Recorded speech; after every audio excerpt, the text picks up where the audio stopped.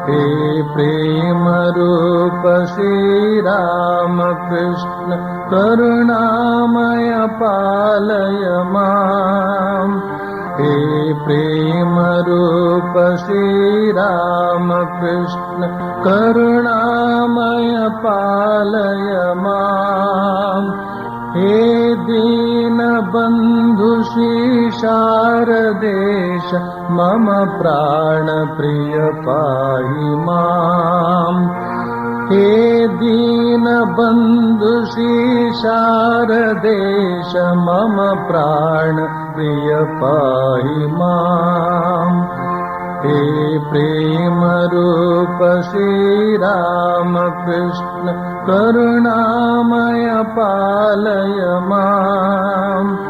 हे प्रेम रूप श्री राम कृष्ण करुणामय पालय माम्। हे दीन बंधु श्री शारदेश मम प्राण प्रिय पाहि माम्। हे दीन बंधु श्री शारदेश मम प्राण प्रिय पाहि माम्। हे प्रेम रूप श्री राम कृष्ण करुणामय पालय माम्। हे प्रेम रूप श्री राम कृष्ण करुणामय पालय माम्। हे दीन बंधु श्री शारदेश मम प्राण प्रिय पाहि माम्। हे दीन बंधु श्री शारदेश मम प्राण प्रिय पाहि माम्। मम प्राण प्रिय पाहि माम्। मम प्राण प्रिय पाहि माम्।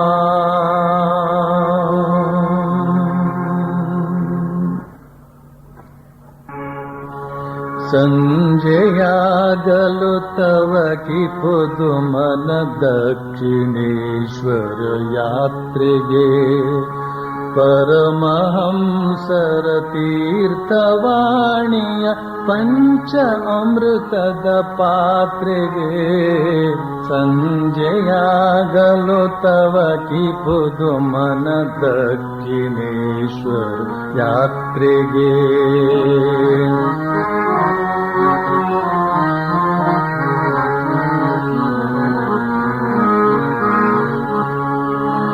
गोप्त दप्तर बರೆಯುತ್ತೀರ್ಪ ಮಹೇಂದ್ರ ಗೋಪ್ತನ ನೋಡುವೆ ಗುಪ್ತ ದಪ್ತರ ಬರೆಯುತ್ತೀರ್ಪ ಮಹೇಂದ್ರ ಗೋಪ್ತನ ನೋಡುವೆ ಪ್ರಶ್ನ ವರ್ಷವ ಕರೆಯುತ್ತೀರ್ಪ ನರೇಂದ್ರ ವಾದವನಾಲಿತೆ ಸಂಜೆಯಾಗಲು ತವ ಕಿ ಪುದು ಮನ ದಕ್ಷಿಣೇಶ್ವರ ಯಾತ್ರೆಗೆ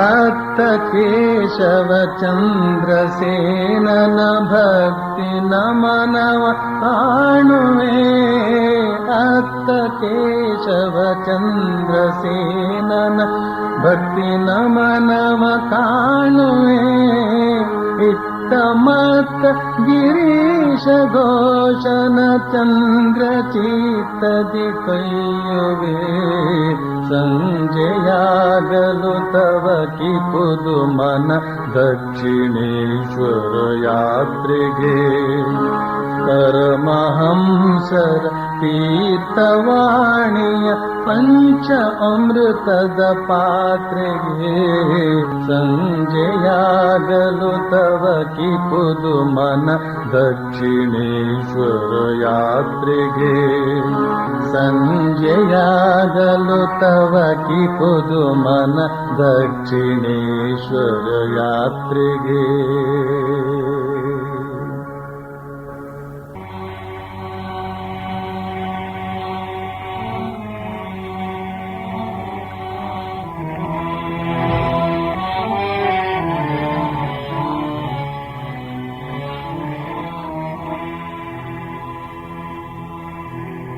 तव कथामृतम्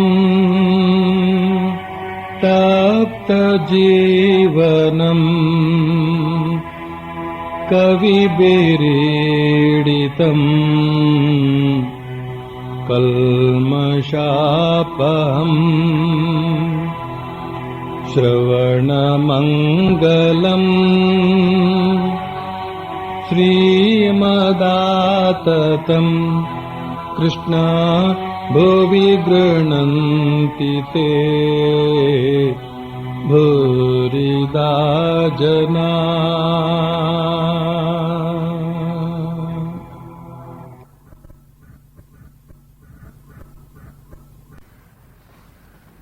ಶ್ರೀರಾಮಕೃಷ್ಣರು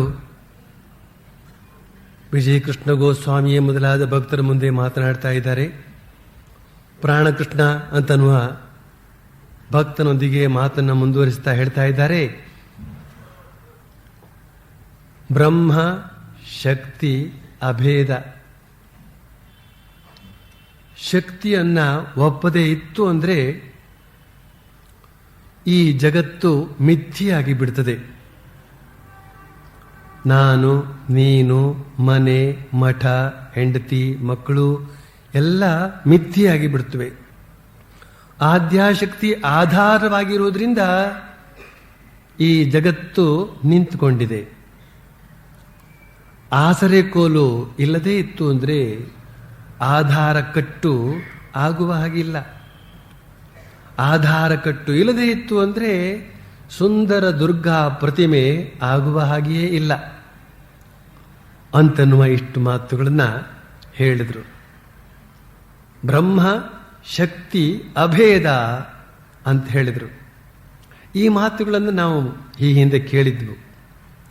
ಅಗ್ನಿ ಮತ್ತು ಅದರ ಸುಡುವ ಶಕ್ತಿ, ಹಾಲು ಮತ್ತು ಅದರ ಬಿಳುಪು ಹೇಗೆ ಅನ್ಯೋನ್ಯವೋ, ಅವಿನಾಭಾವ ಸಂಬಂಧವುಳ್ಳದ್ದೋ, ಒಂದನ್ನು ಪ್ರತ್ಯೇಕಿಸಿ ಇನ್ನೊಂದನ್ನು ಕಾಣುವುದಕ್ಕೆ ಸಾಧ್ಯ ಇಲ್ವೋ, ಹಾಲನ್ನೇ ಬೇರೆ ಅದರ ಬಿಳುಪನ್ನೇ ಬೇರೆ ಮಾಡೋದಕ್ಕೆ ಹೇಗೆ ಸಾಧ್ಯ ಇಲ್ವೋ, ಬೆಂಕಿಯನ್ನೇ ಬೇರೆ ಅದರ ಸುಡುವ ಶಕ್ತಿಯನ್ನೇ ಬೇರೆಯಾಗಿ ಭಾವಿಸುವುದಕ್ಕೆ ಹೇಗೆ ಸಾಧ್ಯ ಇಲ್ವೋ, ಹಾಗೆ ಬ್ರಹ್ಮ ಮತ್ತು ಶಕ್ತಿ ಇವುಗಳು ಅಭೇದ. ಈ ಶಕ್ತಿಯ ಪ್ರಕಟ ಸ್ವರೂಪವೇ ಈ ಜಗತ್ತು. ಪರಬ್ರಹ್ಮದ ಶಕ್ತಿಯ ವ್ಯಕ್ತ ಸ್ವರೂಪವೇ ಈ ಜಗತ್ತು. ಅಂದ್ರೆ ಏನು ಹೇಳಿದಾಗಾಯ್ತು? ಈ ಜಗತ್ತೇ ಪರಬ್ರಹ್ಮ ಅಂತ ಹೇಳಿದಾಗಾಯ್ತು. ಯಾತಕ್ಕೆ ಅಂತ ಹೇಳಿದ್ರೆ ಶಕ್ತಿಯು ಮತ್ತು ಪರಬ್ರಹ್ಮವು ಬೇರೆ ಬೇರಲ್ಲ. ಆ ಶಕ್ತಿಯ ವ್ಯಕ್ತ ಸ್ವರೂಪ ಈ ಜಗತ್ತು ಅಂತಂದ್ಮೇಲೆ ಈ ಜಗತ್ತು ಕೂಡ ಪರಬ್ರಹ್ಮವೇ. ಹಾಗಾದ್ರೆ ಯಾತಕ್ಕೆ ಇದನ್ನು ಬಿಡಬೇಕು ಅಂತ ಹೇಳೋದು ಯಾತಕ್ಕೆ? ಮತ್ತೆ ಅದನ್ನೇ ಹಿಡ್ಕೊಂಡ್ರೆ ಆಗೋದಿಲ್ವೋ ಅಂತ ಕೇಳಿದ್ರೆ ನಾವು ಮಾಡ್ತಿರೋದು ಅದನ್ನೇ ಹಿಡ್ಕೊಂಡಿರ್ತೀವಿ. ಅದನ್ನು ಹಿಡ್ಕೊಂಡ್ರೆ ಏನಾಗುತ್ತೆ? ಅಲ್ಲೇ ಇರ್ತೇವೆ, ಕೇವಲ ಅಲ್ಲೇ ಇರ್ತೇವೆ. ಈ ಜಗತ್ತನ್ನು ಹಿಡ್ಕೊಂಡ್ರೆ ಏನಾಗುತ್ತೆ ಅಂತ ಅನ್ನೋದನ್ನು ನಾವೆಲ್ಲರೂ ಸಹಸ್ರ ಜನ, ಕೋಟಿ ಜನ ಅಪ್ಪಿ ಹಿಡಿದುಕೊಂಡು ನೋಡ್ತಾ ಇದ್ದೇವೆ ಅದನ್ನು. ಆದರೆ ಈ ಜಗತ್ತನ್ನು ಪೂಜಿಸಬೇಕು. ಈಶಾವಾಸ್ಯಮಿದಂ ಸರ್ವಂ ಯತ್ಕಿಂಚ ಜಗತ್ಯಾಂ ಜಗತ್ ಅಂತನ್ನುವ ಭಾವದಿಂದ ನಾವು ಪೂಜಿಸಬೇಕು.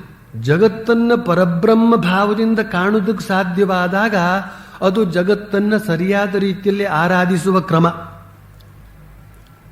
ಭಾವದಿಂದ ಕೂಡಿದಂತಹ ಪೂಜೆ ಭಾವವೇ ಪೂಜೆ. ಭಾವಿಸಿದರೆ ಪೂಜೆ, ಭಾವಿಸದೇ ಇದ್ರೆ ಅದೇನು ಮಾಡಿದರೂ ಕೂಡ ಅದೊಂದು ಕೆಲಸ, ಅರ್ಚನೆ ಆಗುವುದಿಲ್ಲ, ಅದು ಅರ್ಚನೆ ಆಗಿಬಿಡ್ತದೆ. ಆದ್ರಿಂದ ನಾವು ಈ ಜಗತ್ತನ್ನ ಪರಬ್ರಹ್ಮ ಭಾವದಿಂದ ಕಾಣುವಂತಹದ್ದನ್ನ ಅಭ್ಯಾಸ ಮಾಡಬೇಕಾದ್ರೆ ಶ್ರೀರಾಮಕೃಷ್ಣ ಹೇಳಿದಂಥ ಈ ಮಾತನ್ನ ಆಧಾರವಾಗಿ ಇಟ್ಕೊಳ್ಬೇಕು. ಜಗತ್ತು ಮತ್ತು ಅಥವಾ ಪರಬ್ರಹ್ಮ ಮತ್ತು ಶಕ್ತಿ ಅಭೇದ ಅಂತ ಹೇಳಿದರು. ಇಲ್ಲಿ ಮುಂದೆ ಇನ್ನೊಂದು ಮಾತನ್ನು ಹೇಳ್ತಾ ಇದ್ದಾರೆ. ಶಕ್ತಿಯನ್ನು ಒಪ್ಪದೇ ಇತ್ತು ಅಂದ್ರೆ ಈ ಜಗತ್ತು ಮಿಥ್ಯೆಯಾಗಿ ಬಿಡ್ತದೆ ಅಂತ. ಶಕ್ತಿಯನ್ನು ಒಪ್ಪದೇ ಇರೋದಕ್ಕೆ ಯಾರಿಗೆ ಶಕ್ತಿ ಇದೆ?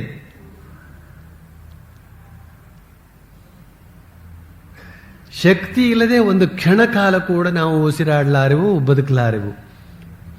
ಆದ್ರಿಂದ ಶಕ್ತಿಯನ್ನು ಒಪ್ಪಿಕೊಳ್ಳದೆ ಇರುವಂತಹ ಮಾತೇ ಇಲ್ಲ. ಆದರೆ ಪರಬ್ರಹ್ಮ ಮಾತ್ರವೇ ಸತ್ಯ, ಬಾಕಿ ಉಳಿದದ್ದು ಯಾವುದನ್ನು ನಾನು ಒಪ್ಪೋದೇ ಇಲ್ಲ ಅಂತ ಕೂತ್ಕೊಂಡಾಗ ಆ ಪರಬ್ರಹ್ಮದ ವ್ಯಕ್ತ ಸ್ವರೂಪವಾದ ಈ ಜಗತ್ತಿನ ಗತಿ ಏನು ಅಂತ ಶ್ರೀರಾಮಕೃಷ್ಣರು ಹೇಳ್ತಾ ಇದ್ದಾರೆ.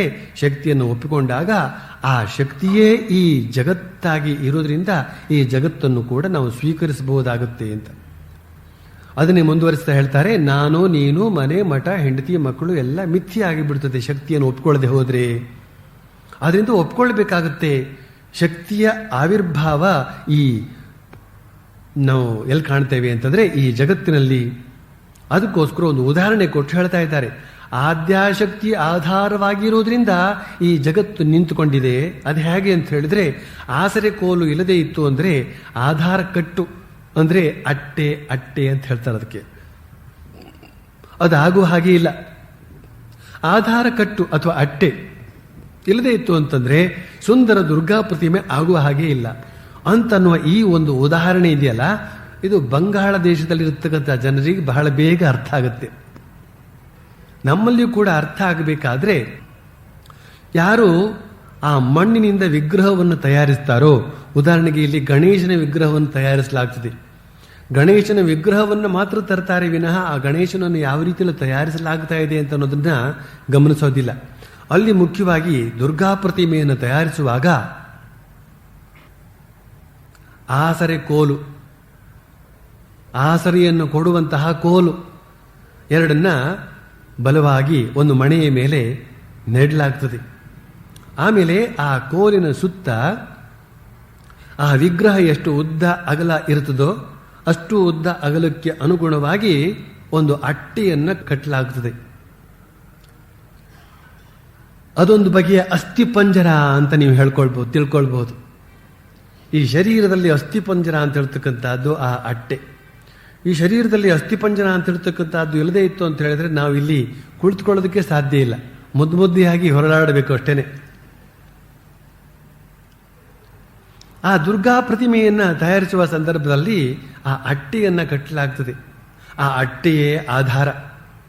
ಆಮೇಲೆ ಮಣ್ಣು ಮೆತ್ತಿ ಬಗೆ ಬಗೆಯ ಆಕಾರಗಳಿಗೆ ತಂದು ಬಣ್ಣ ಮತ್ತು ಉಡುಗೆ ತೊಡುಗೆ ಇವುಗಳನ್ನೆಲ್ಲ ಧರಿಸತಕ್ಕಂಥ ಇರುತ್ತದೆ. ಈ ಆಧಾರ ಕಟ್ಟು ಇಲ್ಲದೇ ಇತ್ತು ಅಂತ ಹೇಳಿದ್ರೆ ಸುಂದರವಾದ ದುರ್ಗಾ ಪ್ರತಿಮೆ ಆಗುವ ಹಾಗೆ ಇಲ್ಲ ಅಂತ ಈ ಉದಾಹರಣೆ ಯಾತಕ್ಕೆ ಕೊಟ್ಟರು ಅಂತಂದ್ರೆ, ಶಕ್ತಿ ಅಂತ ಹೇಳ್ತಕ್ಕಂಥದ್ದು ಆಧಾರವಾಗಿ ಇರದೆ ಹೋಯಿತು ಅಂತಂದ್ರೆ ಈ ಜಗತ್ತು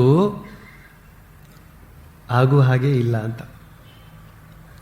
ಪಂಚಭೂತಗಳಲ್ಲೂ ಕೂಡ ಆ ಆದ್ಯಾಶಕ್ತಿ ಅಂತ ಹೇಳ್ತಕ್ಕಂಥದ್ದು ತಾನೇ ತಾನಾಗಿ ಪಸರಿಸಿಕೊಂಡಿದೆ, ಹರಡಿಕೊಂಡಿದೆ. ಆ ಶಕ್ತಿಯ ಬಲದಿಂದಲೇ ನಾವೆಲ್ಲ ಇಲ್ಲಿ ಬರೋದಕ್ಕೆ ಸಾಧ್ಯವಾಗಿದೆ, ಕುಳಿತುಕೊಳ್ಳೋದಕ್ಕೆ ಸಾಧ್ಯವಾಗಿದೆ, ಉಸಿರಾಡೋದಕ್ಕೆ ಸಾಧ್ಯವಾಗಿದೆ, ಜೀವನ ನಡೆಸೋದಕ್ಕೆ ಸಾಧ್ಯವಾಗಿದೆ. ಪ್ರತಿಯೊಂದು ಕೂಡ ಆ ಶಕ್ತಿಯ ಆಧಾರದಿಂದ ಆಗತಕ್ಕಂತಹ ಕೆಲಸ. ಇಲ್ಲಿ ಉಪನ್ಯಾಸ ಮಾಡ್ತಿರುವಾಗಲೂ ಕೂಡ ಹಾಗೆ ಒಳಗಡೆ ಆ ಶಕ್ತಿ ಕೆಲಸ ಮಾಡಿದರೆ ಮಾತ್ರ 4 ಮಾತುಗಳನ್ನ ಇಲ್ಲಿ ಆಡಲಾಗುತ್ತದೆ. ಇಲ್ಲದೆ ಹೋದ್ರೆ ಹೇಳಬೇಕಾಗಿಲ್ಲ. ಹೀಗಾಗ್ಬಿಡುತ್ತೆ. ಕನಿಷ್ಠ ಪಕ್ಷ ಪಿಳಿ ಪರಸ್ಪರ ನೋಡೋದಾಗತ್ತೆ. ಆ ನೋಡುವುದು ಕೂಡ ನಿಂತು ಹೋಗಿಬಿಡ್ತದೆ. ಶಕ್ತಿ ಅಂತ ಹೇಳ್ತಕ್ಕಂಥದ್ದು ಹಿಂದೆ ಸರ್ಕೊಂಡು ಬಿಡ್ತು ಅಂತ ಹೇಳಿದ್ರೆ. ಆದ್ರಿಂದ ಶಕ್ತಿಗೆ ಸದಾ ವಂದನೆ. ಬಳಿಕ ಇನ್ನೊಂದು ಮಾತನ್ನು ಹೇಳ್ತಾರೆ ಶ್ರೀರಾಮಕೃಷ್ಣ. ಈಗ ಮಾಸ್ಟರ್ ಮಹಾಶಯ ಆ ಒಂದೊಂದೇ ಮಾತನ್ನು ಪ್ರತ್ಯೇಕವಾಗಿ ಬರೆದಿಟ್ಟಿದ್ದಾನೆ. ವಿಷಯ ಬುದ್ಧಿಯನ್ನು ತ್ಯಜಿಸದ ಹೊರತು ಆತ್ಮ ಜಾಗೃತಿ ಉಂಟಾಗದು, ಭಗವಂತನ ಸಾಕ್ಷಾತ್ಕಾರ ದೊರೆಯದು. ವಿಷಯ ಬುದ್ಧಿ ಲೇಷ ಮಾತ್ರವಿತ್ತು ಎಂದರೂ ಮನುಷ್ಯ ಕಪಟಿಯಾಗಿ ಬಿಡ್ತಾನೆ. ಸರಳತೆ ಇಲ್ಲದೇ ಇತ್ತು ಎಂದರೆ ಭಗವಂತನ ಸಾಕ್ಷಾತ್ಕಾರ ದೊರೆಯದು. ಈ ಮಾತನ್ನು ಕೂಡ ನಾವು ಬಹಳ ಸಲ ಕೇಳಿದ್ದೇವೆ. ಇದೇನು ಹೊಸತಲ್ಲ. ಹಾಗಾದ್ರೆ ಮತ್ತೆ ಯಾಕೆ ಕೇಳಿದ್ದು ಅಂತಂದ್ರೆ ಮರೆತೋಗಿರುತ್ತೆ. ಮರೆವಿನಿಂದಾಗಿ ತಿಳಿದಿದ್ದು ಕೂಡ ಪ್ರಯೋಜನಕ್ಕೆ ಬರದೇನೆ ಹೋಗ್ಬಿಡ್ತದೆ. ಅದಕ್ಕೋಸ್ಕರ ಮತ್ತೆ ಅದನ್ನ ಹೇಳ್ತಾ ಇರ್ತಾರೆ. ಬೇರೆ ಬೇರೆ ಸಂದರ್ಭದಲ್ಲಿ ಬೇರೆ ಬೇರೆ ಜನರು ಬಂದಾಗ ಅದನ್ನು ಹೇಳ್ತಾ ಇರ್ತಾರೆ. ಹೊಸಬರಿಗೆ ತಿಳಿಸಿಕೊಡೋದಕ್ಕೆ, ಹಳಬರಿಗೆ ನೆನಪಿಸಿಕೊಡೋದಕ್ಕೆ ಈ ಮಾತುಗಳು ಬಹಳ ಬೇಕಾಗ್ತದೆ. ಆಧ್ಯಾತ್ಮಿಕ ಜೀವನದ ಅತ್ಯಂತ ಪ್ರಧಾನವಾದ ವಾಕ್ಯವನ್ನು ಇಲ್ಲಿ ಹೇಳಿದ್ದಾರೆ ಶ್ರೀರಾಮಕೃಷ್ಣರು. ವಿಷಯ ಬುದ್ಧಿಯನ್ನು ತ್ಯಜಿಸದ ಹೊರತು ಆತ್ಮ ಜಾಗೃತಿ ಉಂಟಾಗದು, ಭಗವಂತನ ಸಾಕ್ಷಾತ್ಕಾರ ದೊರೆಯದು. ಮಂತ್ರ ದೀಕ್ಷೆಯನ್ನು ಪಡೆದಂತಹ ಭಕ್ತಾದಿಗಳು ಒಂದು ಸ್ವಲ್ಪ ಕಾಲ ಜಪ ಮಾಡಿ ನಮಗೂ ಸಾಕ್ಷಾತ್ಕಾರ ಆಗುತ್ತಾ, ನಮ್ಮಂಥವರಿಗೂ ಸಾಕ್ಷಾತ್ಕಾರ ಆಗುತ್ತಾ ಅಂತ ಕೇಳ್ತಾರೆ. ಅವರ ಮನಸ್ಸನ್ನು ನೋಯಿಸಬಾರದು ಅಂತ ಉದ್ದೇಶ ಇಟ್ಕೊಂಡಿದ್ರೆ ಖಂಡಿತವಾಗಿ ನಿಮಗೆ ಸಾಕ್ಷಾತ್ಕಾರ ಆಗುತ್ತೆ ಅಂತ ಹೇಳಬೇಕಾಗತ್ತೆ. ಆದರೆ ಇಲ್ಲಿ ಶ್ರೀರಾಮಕೃಷ್ಣರು ಯಾರಿಗೆ ಸಾಕ್ಷಾತ್ಕಾರ ಆಗುತ್ತೆ ಅಂತನ್ನೋದನ್ನ ಸ್ಪಷ್ಟವಾಗಿ ಹೇಳಿದ್ದಾರೆ. ವಿಷಯ ಬುದ್ಧಿಯನ್ನು ತ್ಯಜಿಸದ ಹೊರತು ಆತ್ಮ ಜಾಗೃತಿ ಉಂಟಾಗದು, ಭಗವಂತನ ಸಾಕ್ಷಾತ್ಕಾರ ದೊರೆಯದು. ವಿಷಯ ಬುದ್ಧಿ ಅಂತ ಹೇಳಿದ್ರೆ ನಮ್ಮ ಪಂಚ ಇಂದ್ರಿಯಗಳ ಮೂಲಕ ಯಾವ ಭೋಗವನ್ನು ಅನುಭವಿಸಬೇಕು ಅಂತನ್ನುವ ಒಂದು ಆಸಕ್ತಿ ನಮ್ಮಲ್ಲಿ ಕೆರಳತಾ ಇರ್ತದೋ ಆಗ ಆಗ ಆಗ ಆಗ ಅಥವಾ ಯಾವಾಗಲೂ ಎಷ್ಟೋ ಜನರಿಗೆ ಆ ಆಸಕ್ತಿ ಅಂತ ಹೇಳ್ತಕ್ಕಂಥದ್ದು ಹೋಗದೇನೇನೆ ಭಗವತ್ ಸಾಕ್ಷಾತ್ಕಾರ ಆಗೋದಿಲ್ಲ ಅಂತನೂ ಮಾತನ್ನು ಹೇಳಿದರು. ವೇದಾಂತ ವೇದಾಂತ ಅಂತ ಒಂದಿದೆ. ವೇದದ ಅಂತ ಅದು ವೇದಾಂತ. ವೇದದ ಅಂತ ಯಾವುದು ಅಂದರೆ ಜ್ಞಾನ, ಆತ್ಮಜ್ಞಾನ, ಬ್ರಹ್ಮವಿದ್ಯಾ, ಆತ್ಮವಿದ್ಯಾ ಇದೆ ವೇದಾಂತ ಅಂದರೆ. ಈ ವೇದಾಂತವಾದಂಥ ವೇದಾಂತ ಸ್ವರೂಪಿಯಾದ ಆ ಪರಬ್ರಹ್ಮವನ್ನು ಅರಿತುಕೊಳ್ಳೋದು ಹೇಗೆ? ಪರಬ್ರಹ್ಮ ಅಂತ ಒಂದು ವಸ್ತು ಇದೆ, ಅದೇ ನಮ್ಮ ಸತ್ವವೇ ಆಗಿದೆ.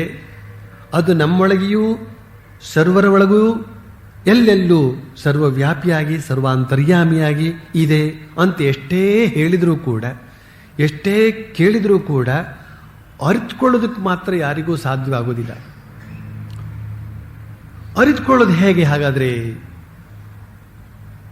ಅಂತನ್ನೋದ್ರ ಬಗ್ಗೆ ಋಷಿಮುನಿಗಳು ಸಾಕಷ್ಟು ಸಾಧನೆ ಮಾಡಿ ತಿಳಿದು ಆ ತಿಳಿಯುವಂತಹ ಮಾರ್ಗವನ್ನು ಸ್ಪಷ್ಟವಾಗಿ ಬರೆದಿಟ್ಟಿದ್ದಾರೆ. ಅದನ್ನ ಓದಿದಾಗ ಆಶ್ಚರ್ಯವಾಗುತ್ತೆ ನಮಗೆ. ವೇದಾಂತ ಅಂತನ್ನುವ ಒಂದು ಆ ಬ್ರಹ್ಮವಿದ್ಯೆ ಅದನ್ನ ಅಭ್ಯಾಸ ಮಾಡೋದಕ್ಕೆ, ಸಾಧನೆಗೆ ತೊಡಗೋದಕ್ಕೆ ಯಾರು ಸಮರ್ಥ ವ್ಯಕ್ತಿ, ಯಾರು ಅಧಿಕಾರಿ, ಅಧಿಕಾರಿ ಅಂತ ಹೇಳಿದ್ರೆ ಸಮರ್ಥ ಅಂತ ಅರ್ಥ. ಅದಕ್ಕೊಂದು ಸಾಮರ್ಥ್ಯ ಬೇಕಾಗುತ್ತಂತೆ. ಆ ವೇದಾಂತ ಜ್ಞಾನಕ್ಕೆ ಸಮರ್ಥ ಅಧಿಕಾರಿ ಯಾರು ಅಂತನ್ನುವ ಪ್ರಶ್ನೆಯನ್ನು ಹಾಕಿ, ಯಾರಿಗೆ ಈ 4 ಗುಣಗಳು ಸ್ಪಷ್ಟವಾಗಿ ಇವೆಯೋ ಯಾರ ವ್ಯಕ್ತಿತ್ವದಲ್ಲಿ ಅವರು ಇದಕ್ಕೆ ಅಧಿಕಾರಿ ಅಂತ ಹೇಳಿದರು. 4 ಗುಣಗಳನ್ನು ಹೇಳಿದರು. 4 ಅಂಶಗಳು ಅವರ ವ್ಯಕ್ತಿತ್ವದಲ್ಲಿ ಇರಬೇಕಾಗತ್ತೆ. ಯಾವುದದು ಅಂತಂದ್ರೆ, ಒಂದನೇದು ನಿತ್ಯಾನಿತ್ಯ ವಸ್ತು ವಿವೇಕ, ಎರಡನೆಯದು ಇಹಾಮುಷ್ಮಿಕ ಫಲ ಭೋಗ ವಿರಾಗ, ಮೂರನೇದು ಶಮದಮೋಪರತಿ ತಿತಿಕ್ಷಾ ಸಮಾಧಾನ ಶ್ರದ್ಧಾ ಅಂತನ್ನುವ ಷಟ್ಕ ಸಂಪತ್ತಿ, 6 ಬಗೆಯ ಸಂಪತ್ತು. ಶಮದಮ ಉಪರತಿ ತಿತಿಕ್ಷಾ ಸಮಾಧಾನ ಶ್ರದ್ಧಾ ಅಂತನ್ನುವ 6 ಸಂಪತ್ತು. 4ನೇದಾಗಿ ಮುಮುಕ್ಷುತ್ವ, ನಾನು ಮುಕ್ತನಾಗಬೇಕು ಅಂತನ್ನುವ ಲವಲವಿಕೆ ಯಾರಲ್ಲಿ ಇದೆಯೋ, ಈ 4 ಅಂಶಗಳು ಯಾರಲ್ಲಿ ಇದೆಯೋ ಅವನು ಆ ಸಾಧನೆಗೆ ಅಧಿಕಾರಿ. ಆ ಒಂದು ಸಾಧನೆಯನ್ನು ಕೈಕೊಳ್ಳೋದಕ್ಕೆ ಬೇಕಾಗುವಂತಹ ಸಾಮರ್ಥ್ಯ ಅವನಲ್ಲಿದೆ ಅಂತ ಹೇಳಲಾಗಿದೆ. ನಿತ್ಯಾನಿತ್ಯ ವಸ್ತು ವಿವೇಕ ಅಂತ ಹೇಳಿದ್ರೆ, ಈ ಪ್ರಪಂಚ ಎಷ್ಟರ ಮಟ್ಟಿಗೆ ಸತ್ಯ, ಇದು ಶಾಶ್ವತ ಸತ್ಯ ಅಲ್ಲ. ಇವತ್ತಿದ್ದು ನಾಳೆ ಇಲ್ಲದಂತಾಗುವಂತಹದ್ದು. ನಮ್ಮ ಶರೀರವೂ ಕೂಡ ಇವತ್ತು ಇದ್ದು ನಾಳೆ ಇಲ್ಲದನ್ನುವಂತೆ ಆಗುವಂತಹದ್ದು. ಆಮೇಲೆ ಏನೇನನ್ನು ನಾವು ಈ ಜಗತ್ತಿನಲ್ಲಿ ಕಾಣ್ತೇವೋ ಅದೆಲ್ಲ ನಾಳೆಗೆ ಇಲ್ಲದಿರತಕ್ಕಂತಹದ್ದು, ನಾಳೆ ಇಲ್ಲದಂತಾಗುವಂತಹದ್ದು. ಆದ್ರಿಂದ ಇದೆಲ್ಲ ಅಶಾಶ್ವತ. ಆದ್ರಿಂದ ಜಾಸ್ತಿ ಗಮನ ಕೊಡಬಾರ್ದು. ಇರುವಷ್ಟು ಕಾಲ ಎಲ್ಲ ಬೇಕು. ಅನ್ನ, ಅಶನ, ವಸತಿ ಎಲ್ಲ ಬೇಕಾಗುತ್ತದೆ. ಯಾವುದನ್ನು ಕೂಡ ಬಿಡೋ ಹಾಗಿಲ್ಲ. ಆದರೆ ಬಿಡೋ ಹಾಗಿಲ್ಲ ಅಂದ ಮಾತ್ರಕ್ಕೆ ಅದನ್ನೇ ಶಾಶ್ವತ ಅಂತ ನಂಬ್ಕೊಳ್ಬಾರ್ದು, ಅಥವಾ ನೆಚ್ಚಿಕೊಳ್ಬಾರ್ದು, ಅಥವಾ ಅದನ್ನೇ ಮೋಹಿಸಬಾರ್ದು. ಹೀಗೆ ಅನಿತ್ಯವಾದದನ್ನು ಬಿಟ್ಟು ನಿತ್ಯವಾದದರ ಕಡೆಗೆ ಗಮನ ಕೊಡ್ತಕ್ಕಂಥದ್ದು ಇದೆಯಲ್ಲ, ಇದಕ್ಕೆ ವಿವೇಕ ಅಂತ ಹೆಸರು. ನಿತ್ಯ ನಿತ್ಯ ವಸ್ತು ವಿವೇಕ. ಎರಡನೆಯದನ್ನು ಹೇಳಿದ್ರು, ಐಹಿಕ ಆಮುಷ್ಮಿಕ ಫಲ ಭೋಗ ವಿರಾಗ. ಐಹಿಕ ಅಂತಂದ್ರೆ ಈ ಲೋಕದ್ದು, ಆಮುಷ್ಮಿಕ ಅಂದರೆ ಪರಲೋಕ ಅಂತಂದ್ರೆ ಸ್ವರ್ಗಲೋಕದ್ದು. ಈ ಎರಡು ಲೋಕಗಳಲ್ಲೂ ಕೂಡ ಒಂದೊಂದು ಬಗೆಯ ಸುಖ ಇರುತ್ತೆ. ಆ ಸುಖ ಹೇಗೆ ಬರುತ್ತೆ ಅಂತಂದ್ರೆ ಫಲದಿಂದ ಬರುತ್ತೆ, ಕರ್ಮ ಫಲದಿಂದ ಬರ್ತದೆ. ಸತ್ಕರ್ಮ ಮಾಡೋದ್ರಿಂದ ಸತ್ಫಲ ಅಂತ ಹೇಳ್ತಕ್ಕಂಥದ್ದು ಬರುತ್ತೆ. ಆ ಸತ್ಫಲ ಅಂತ ಹೇಳ್ತಕ್ಕಂಥದ್ದು ಸಿಹಿಯಾದ ಹಣ್ಣು, ಅದನ್ನು ತಿನ್ನಬೇಕು ಅಂತ ಹೇಳಿ ಸ್ವಾಭಾವಿಕವಾಗಿ ಎಲ್ರಿಗೂ ಅಪೇಕ್ಷೆ ಆಗ್ತದೆ. ಈ ಲೋಕದ ಭೋಗ ಪರಲೋಕದ ಭೋಗ ಎರಡೂ ಕೂಡ ಜೀವಿಗಳನ್ನು ಆಕರ್ಷಿಸ್ತಾ ಇರ್ತದೆ. ಅದನ್ನು ಅನುಭವಿಸಬೇಕು ಅಂತ. ಯಾರಿಗೆ ಈ ಲೋಕದ ಭೋಗ ಅಂತ ಹೇಳ್ತಕ್ಕಂಥದ್ದು ಸಾಕಾಗಿದೆಯೋ ಅವರಿಗೆ ಸ್ವರ್ಗ ಲೋಕದ ಭೋಗ ಅಂತ ಹೇಳ್ತಕ್ಕಂಥದ್ದು ಬೇಕು ಅಂತ ಅನಿಸಿ ಅವನು ಅದಕ್ಕಾಗಿ ಕರ್ಮ ಮಾಡ್ತಾ ಇರಬಹುದು. ಇಲ್ಲಿ ಈ ಲೋಕದ ಸುಖ ಪರಲೋಕದ ಸುಖ ಎರಡು ಲೋಕದ ಸುಖವನ್ನು ಕೂಡ, ಸುಖದ ಆಸೆಯನ್ನು ಕೂಡ ಬಿಟ್ಟುಬಿಡಬೇಕಾಗುತ್ತೆ. ಯಾವನು ಈ ಎರಡೂ ಬಗೆಯ ಸುಖವನ್ನು ಬಿಟ್ಟಿರ್ತಾನೋ ಅವನು ಆ ವೇದಾಂತದ ಸಾಧನೆಗೆ ತಕ್ಕ ಅಧಿಕಾರಿ ಅಂತ ಹೇಳಲಾಗಿದೆ. ಈ ಶರೀರ ಬಿದ್ದು ಹೋದ ಮೇಲೆ ಇಲ್ಲಿ ಮಾಡಿದಂತಹ ಪುಣ್ಯಕರ್ಮದ ಫಲವಾಗಿ ಅಲ್ಲಿ ಸುಖ ಪಡ್ತೇನೆ ಅಂತನ್ನುವ, ಎಷ್ಟೋ ವರ್ಷಗಳ ನಂತರ ಸುಖ ಪಡ್ತೇನೆ ಅಂತನ್ನುವ ಭಾವನೆ ಕೂಡ ಈಗ ಇರಬಾರದು. ಅದಿತ್ತು ಅಂತಂದ್ರೆ ಸಮಾಧಿ ಸ್ಥಿತಿ ದೊರಕೋದಿಲ್ಲ. ಸಮಾಧಿ ಸ್ಥಿತಿ ದೊರಕದೇ ಇದ್ರೆ ಸಾಕ್ಷಾತ್ಕಾರ ಆಗೋದಿಲ್ಲ. ಸಾಕ್ಷಾತ್ಕಾರ ಅಂದರೆ ಸಮಾಧಿ ಸ್ಥಿತಿಯೇ. ಸಮಾಧಿ ಸ್ಥಿತಿಯಲ್ಲೇ ಸಾಕ್ಷಾತ್ಕಾರ ದೊರಕುವಂತಹದ್ದು. ಎಷ್ಟು ಅದ್ಭುತವಾಗಿದೆ ನೋಡಿ. ಆ ಶಾಸ್ತ್ರಕ್ಕೂ ಈ ಶ್ರೀರಾಮಕೃಷ್ಣರು ಹೇಳ್ತಕ್ಕಂಥ ಸರಳ ವಾಕ್ಯಕ್ಕೂ ಎಷ್ಟು ಸಾಮ್ಯ ಇದೆ. ವಿಷಯ ಬುದ್ಧಿಯನ್ನು ತ್ಯಜಿಸದ ಹೊರತು ಆತ್ಮ ಜಾಗೃತಿ ಉಂಟಾಗದು, ಭಗವಂತನ ಸಾಕ್ಷಾತ್ಕಾರ ದೊರೆಯದು. ವಿಷಯ ಬುದ್ಧಿ ಲೇಷ ಮಾತ್ರವಿತ್ತು ಅಂದರೂ ಮನುಷ್ಯ ಕಪಟಿಯಾಗಿ ಬಿಡ್ತಾನೆ. ವಿಷಯ ಬುದ್ಧಿ ಇದ್ರೆ ಏನಾಗುತ್ತೆ ಅಂತನ್ನೋದನ್ನ ನಾವು ಕಂಡುಕೊಂಡಂತೆ ವಿಷಯ ಬುದ್ಧಿಯನ್ನ ಇಟ್ಟುಕೊಂಡು ವಿಷಯ ಲಂಪಟರಾಗಿತ್ತು ಅಂತಂದ್ರೆ ಶಾರೀರಿಕ ಮಾನಸಿಕ ದೌರ್ಬಲ್ಯ ಉಂಟಾಗುತ್ತೆ. ಆ ದೌರ್ಬಲ್ಯದ ಪರಿಣಾಮವಾಗಿ ಶಕ್ತನಾದ ಭಗವಂತನನ್ನ ಸಾಕ್ಷಾತ್ಕರಿಸಿಕೊಳ್ಳೋದಕ್ಕಾಗೋದಿಲ್ಲ. ನಾಯಮಾತ್ಮ ಬಲಹೀನೇನ ಲಭ್ಯ. ಬಲಹೀನರಿಗಲ್ಲ ಆತ್ಮ ಸಾಕ್ಷಾತ್ಕಾರದ ಕಾರ್ಯ ಅಂತನ್ನುವ ಮಾತನ್ನ ಯಾವ ಉಪನಿಷತ್ತು ಘೋಷಿಸಿದೆಯೋ ಆ ಶಕ್ತಿ ಅಂತ ಹೇಳ್ತಕ್ಕಂಥದ್ದು ಈ ಇಂದ್ರಿಯ ಭೋಗದಿಂದ ವ್ರಯವಾಗ್ತದೆ. ಆದ್ದರಿಂದ ಅದನ್ನ ನಾವು ಹೆಚ್ಚು ಹಚ್ಕೊಳ್ಬಾರದು ಅಂತ ಹೇಳಿದ್ದು. ಆ ರೀತಿಯಲ್ಲಿ ನಾವು ಅರ್ಥ ಮಾಡ್ಕೊಂಡಿದ್ದೇವೆ. ಶಕ್ತಿಹೀನತೆ ಉಂಟಾಗುತ್ತದೆ, ಆದ್ರಿಂದ ಈ ವಿಷಯ ಬುದ್ಧಿಯನ್ನು ತ್ಯಜಿಸಬೇಕು ಅಂತನ್ನುವ ರೀತಿಯಲ್ಲಿ ನಾವು ಅರ್ಥ ಮಾಡ್ಕೊಂಡಿದ್ದೇವೆ ಇಲ್ಲಿಯವರೆಗೆ. ಮನಸ್ಸು ಚಂಚಲವಾಗಿ ಬಿಡ್ತದೆ, ಆದ್ರಿಂದ ಆ ವಿಷಯ ಬುದ್ಧಿಯನ್ನು ತ್ಯಜಿಸಬೇಕು ಅಂತ ಇಲ್ಲಿಯವರೆಗೆ ನಾವು ಅರ್ಥ ಮಾಡ್ಕೊಂಡಿದ್ದೇವೆ. ಅದೆಲ್ಲ ಸರಿ ಅಲ್ಲ ಅಂತಲ್ಲ, ಅದೆಲ್ಲವೂ ಸರಿಯೇ. ಆದರೆ ಇಲ್ಲಿ ಶ್ರೀರಾಮಕೃಷ್ಣರು ಇನ್ನೊಂದು ಅದ್ಭುತವಾದ ಮಾತನ್ನು ಹೇಳ್ತಾ ಇದ್ದಾರೆ. ವಿಷಯ ಬುದ್ಧಿ ಲೇಷ ಮಾತ್ರವಿತ್ತು ಅಂದರೂ ಮನುಷ್ಯ ಕಪಟಿಯಾಗಿ ಬಿಡ್ತಾನೆ ಅಂತ ಒಂದು ಮಾತು ಹಾಕಿಬಿಟ್ರು. ಕಪಟಿ ಅಂದ್ರೇನು? ಒಳಗೊಂದು ಹೊರಗೊಂದು ಇಟ್ಕೊಂಡವನೇ ಕಪಟಿ. ಮುಂದೆ ಸಭ್ಯಸ್ಥನಂತೆ ನಡ್ಕೊಂಡು ಹಿಂದೆ ಧೂರ್ತನಂತೆ ವರ್ತಿಸತಕ್ಕಂಥವನೇ ಕಪಟಿ. ಮನಸ್ಸಿನಲ್ಲಿ ಒಂದು, ಮಾತಿನಲ್ಲಿ ಒಂದು, ಕೃತಿಯಲ್ಲಿ ಒಂದು.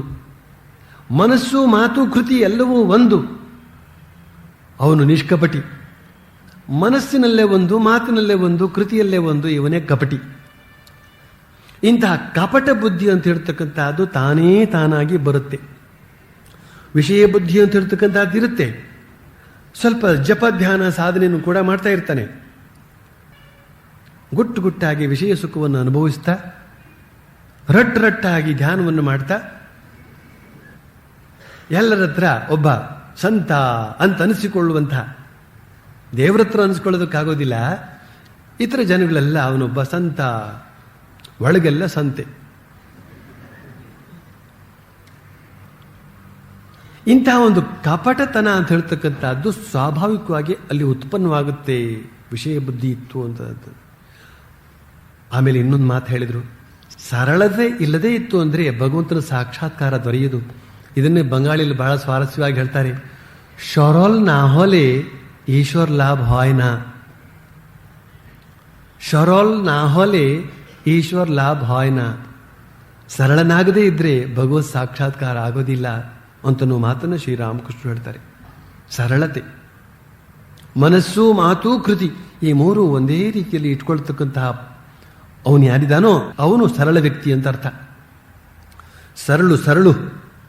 ಸರಳು ಹೇಗೆ ನೆಟ್ಟಗಿರ್ತದೋ ಆ ರೀತಿಯಲ್ಲಿ ಅವನ ಮನಸ್ಸು, ಮಾತು, ಕೃತಿ ಅಂತಿರ್ತಕ್ಕಂತಹದ್ದು ಒಂದೇ ರೀತಿಯಲ್ಲಿ ಇರಬೇಕು ಅಂತ. ಹಾಗಾದ್ರೆ ನಮ್ಮಲ್ಲಿ ಇಲ್ವಲ್ಲ, ಏನು ಗತಿ? ಮಾಡಿಕೊಳ್ಬೇಕು. ಸಾಧನೆ ಅಂದ್ರೆ ಅದೇನೆ. ಧ್ಯಾನ, ಜಪ, ಅರ್ಚನೆ, ಪೂಜೆ ಇವುಗಳೆಲ್ಲದರಿಂದ ಉಂಟಾಗತಕ್ಕಂಥದ್ದು ಏನಪ್ಪ ಅಂತಂದ್ರೆ ನಮ್ಮ ಹೃದಯ ಸರಳವಾಗ್ತಾ ಬರ್ತದೆ. ಭಗವಂತನ ಧ್ಯಾನ ಮಾಡ್ತಾ, ಭಗವಂತನ ಕುರಿತಾಗಿ ಯೋಚನೆ ಮಾಡ್ತಾ, ಅವನು ಕುರಿತಾದಂತಹ ಜಪಧ್ಯಾನಗಳಲ್ಲಿ ತೊಡಗುತ್ತಾ ನಮ್ಮ ಮನಸ್ಸು ಸರಳವಾಗದೇ ಇರೋದಕ್ಕೆ ಸಾಧ್ಯವೇ ಇಲ್ಲ. ಯಾರನ್ನ ಭಾವಿಸ್ತೇವೋ ಅವರಂತೆಯೇ ಆಗಿಬಿಡ್ತೇವೆ ನಾವು. ಯದ್ ಭಾವಂ ತದ್ಭವತಿ. ಅದಕ್ಕೋಸ್ಕರ ಸಾಧು ದರ್ಶನ ಮಾಡಬೇಕು ಅಂತ ಹೇಳು. ಸಾಧುಗಳನ್ನು ನೋಡಿದ ತಕ್ಷಣ ಅಯ್ಯೋ ಇವರು ಯಾವಲ್ಲೂ ಭಗವಂತನ ಧ್ಯಾನದಲ್ಲಿ ಇರ್ತಕ್ಕಂಥವರು ಅಂತ ಹೇಳ್ತಕ್ಕಂಥ ಭಾವ ಬಂದು ನಮ್ಮ ಮನಸ್ಸು ಕೂಡ ಹಾಗೆ ಭಗವದ್ಭಾವ ರಂಜಿತವಾಗೋದಕ್ಕೆ ಸಹಾಯಕವಾಗುತ್ತದೆ. ಅದೇ ಪ್ರಾಪಂಚಿಕ ವ್ಯಕ್ತಿಗಳ ಸಹವಾಸದಲ್ಲಿ ಅತಿಯಾಗಿ ನಾವು ಇತ್ತು ಅಂತ ಹೇಳಿದ್ರೆ ಅದೇ ಬುದ್ಧಿ ಅಂತ ಹೇಳ್ತಕ್ಕಂಥದ್ದು ಬರುತ್ತೆ. ಇಲ್ಲೊಬ್ಬರು ಸ್ವಾಮಿಗಳಿದ್ರು, ಬಹಳ ಒಳ್ಳೆ ಸ್ವಾಮಿಗಳು. ಅವರಿಗೊಬ್ಬ ಶ್ರೀಮಂತ ಭಕ್ತನ ಸಹವಾಸ ಆಯಿತು. ಬಂದು ಆ ಸ್ವಾಮಿಗಳು ತೋಟ ನೋಡ್ಕೊಳ್ತಾ ಇದ್ರು. ಆ ತೋಟದಲ್ಲಿ ಯಾವ್ಯಾವ ಬೆಳೆಯನ್ನು ಯಾವ್ಯಾವ ರೀತಿಯಲ್ಲಿ ಬೆಳೆಸಿದ್ರೆ ಒಳ್ಳೆಯದು, ಯಾವ್ಯಾವ ಗೊಬ್ಬರ ಹಾಕಬೇಕು, ಹೇಗೆ ಹೆಚ್ಚು ಹಣ ಸಂಪಾದನೆ ಮಾಡಬಹುದು, ಹೆಚ್ಚು ಇಳುವರಿಯನ್ನು ತರಬಹುದು, ಅದರಿಂದಾಗಿ ಹೆಚ್ಚು ಲಾಭವನ್ನು ಪಡೆಯಬಹುದು ಅಂತ ಅನ್ನೋದನ್ನೆಲ್ಲ ಹೇಳ್ತಾ ಬಂದರು. ಹೀಗೆ ಮಾಡಿ ಸ್ವಾಮಿಗಳೇ, ಹಾಗೆ ಮಾಡಿ ಸ್ವಾಮಿಗಳೇ ಅಂತ. ಆಗ ಆ ಸ್ವಾಮಿಗಳು ಹೇಳಿದ್ರಂತೆ, ನೋಡಿ ನಿಮಗೊಂದು ವಿಚಾರ ಹೇಳ್ತೇನೆ. ಅಂದರೆ ಇದನ್ನು ಮತ್ತೆ ಮತ್ತೆ ಹೇಳಿದ್ರಿಂದ ಸ್ವಾಮಿಗಳು ಹೇಳಿದ್ದದು. ನೋಡಿ ನಿಮಗೊಂದು ವಿಚಾರ ಹೇಳ್ತೇನೆ. ನನ್ನ ಬಳಿಗೆ ನೀವು ಬರ್ತಾ ಇದ್ದೀರಿ, ನನ್ನನ್ನು ಕಂಡು ನನ್ನೊಂದಿಗೆ ಒಡನಾಡಿ ನಿಮಗೇನೋ ಸಾಧು ಗುಣ ಸ್ವಲ್ಪ ಸ್ವಲ್ಪ ಬರಬಹುದು. ಆದರೆ ನಿಮ್ಮ ಸಹವಾಸದಿಂದ ನಾನೊಬ್ಬ ಪ್ರಾಪಂಚಿಕ ಆಗಿಬಿಡುವ ಸಂಭವ ಕಾಣ್ತಾ ಇದೆ. ಸ್ವಲ್ಪ ನಿಮ್ಮ ಸಲಹೆಗಳನ್ನು ಕಡಿಮೆ ಮಾಡಿ. ಹಣ ಮಾಡೋದು ಹೇಗೆ ಅಂತ ನಮಗೆ ಜಾತಿ ಉಪದೇಶ ಕೊಡೋದಕ್ಕೆ ಬರಬೇಡಿ. ನಾನೊಬ್ಬ ಪ್ರಾಪಂಚಿಕ ಆಗಿಬಿಡ್ತೇನೆ. ಮತ್ತೆ ಸಹವಾಸದಿಂದ ಸನ್ಯಾಸಿ ಕೆಟ್ಟ ಅಂತ ಒಂದು ಮಾತಿದೆ. ಎಷ್ಟು ಎಚ್ಚರವಾಗಿದ್ರೂ ಕೂಡ ಸಾಕಾಗೋದಿಲ್ಲ. ಆಧ್ಯಾತ್ಮಿಕ ಜೀವನದಲ್ಲಿ ಮುಂಬರಿಯಬೇಕು ಅಂತ ಹೇಳಿದ್ರೆ ಯಾವ್ದ್ಯಾವುದನ್ನು ಬಿಡಬೇಕು ಅಂತ ಹೇಳಲಾಗಿದೆಯೋ ಅವುಗಳನ್ನೆಲ್ಲ ಬಿಡಬೇಕಾಗ್ತದೆ. ಬಿಟ್ಟು ಭಗವಂತನಿಗೆ ಸಂಬಂಧಪಟ್ಟಂತಹ ಭಾಗವತರು ಅಂದ್ರೆ ಭಗವದ್ ಭಕ್ತರು ಅಂತವರ ಸಹವಾಸವನ್ನು ಮಾಡ್ತಾ ಮಾಡ್ತಾ ಮಾಡ್ತಾ ಮನಸ್ಸಿನಲ್ಲಿ ಸರಳತೆಯನ್ನು ತಂದುಕೊಳ್ಬೇಕಾಗ್ತದೆ. ಮರೆ ಮೋಸಗಳ ತಳ್ಳು, ಒಳಗೆ ಭಕ್ತಿಯ ಬೆಳೆಸು, ನಿಸ್ವಾರ್ಥ ಸೇವೆಯಲ್ಲಿ ಪೂಜೆಯನ್ನು ನಡೆಸು, ಆಗ ಶ್ರೀ ರಘುರಾಮ ದರ್ಶನವು ನಿನಗೆ. ಮರೆ ಮೋಸಗಳ ತಳ್ಳು, ಒಳಗೆ ಭಕ್ತಿಯ ಬೆಳೆಸು, ನಿಸ್ವಾರ್ಥ ಸೇವೆಯಲ್ಲಿ ಪೂಜೆಯನ್ನು ನಡೆಸು, ಆಗ ಶ್ರೀ ರಘುರಾಮ ದರ್ಶನವು ನಿನಗೆ ಅಂತನ್ನುವ ಮಾತನ್ನು ಶ್ರೀರಾಮಕೃಷ್ಣ ಹೇಳ್ತಾರೆ. ಮರೆ ಮೋಸಗಳ ತಳ್ಳು,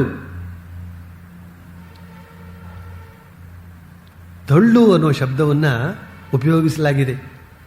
ಒಂದು ಸತಿ ಒದತ ಕೊಟ್ಬಿಡ್ತು ಅಂತ ಹೇಳಿದ್ರೆ, ಒತ್ತ ಕೊಟ್ಬಿಡ್ತು, ಅಷ್ಟು ದೂರ ಹೋಗಿ ಅದು ಬಿದ್ದು ಬಿಡಬೇಕು. ಮತ್ತೆ ಆ ಮರೆ ಮೋಸಗಳು ಅಂತ ಹೇಳ್ತಕ್ಕಂಥದ್ದು ನಮ್ಮ ಸುತ್ತ ಸುಳಿಯಲೇಬಾರದು. ಒಳಗೆ ಭಕ್ತಿಯ ಬೆಳೆಸು. ಭಕ್ತಿ ಅಂತ ಹೇಳ್ತಕ್ಕಂಥದ್ದು ಬಹಳ ಸೂಕ್ಷ್ಮ. ಅವರಿವರಿಗೆ ತೋರ್ಪಡಿಸುವಂತೆ ಅದನ್ನು ಬೆಳೆಸ್ಕೊಳ್ಬಾರ್ದು. ಅದನ್ನು ಗುಪ್ತವಾಗಿ ಬೆಳೆಸ್ಕೊಳ್ಬೇಕು, ಕಾಪಾಡಿಕೊಳ್ಬೇಕು. ಅದು ಬಲಿಷ್ಠವಾಗಿ ವೃಕ್ಷದೋಪಾದಿಯಲ್ಲಿ ಬೆಳೆಯುವವರೆಗೆ ಅದನ್ನು ಸೂಕ್ಷ್ಮವಾಗಿ ಬೆಳೆಸಿಕೊಳ್ಬೇಕು. ನಿಸ್ವಾರ್ಥ ಸೇವೆಯಲ್ಲಿ ಪೂಜೆಯನ್ನು ನಡೆಸು. ಯಾವ ಸೇವೆಯನ್ನು ಮಾಡ್ತೇವೋ ಅದರಲ್ಲಿ ಸ್ವಾರ್ಥ ಭಾವನೆ ಕಿಂಚಿತ್ತು ಇಲ್ಲದಂತೆ ನಮ್ಮ ಆತ್ಮನಿರೀಕ್ಷಣೆಯ ಮೂಲಕ ಅದನ್ನು ಮಾಡಿಕೊಳ್ಬೇಕು.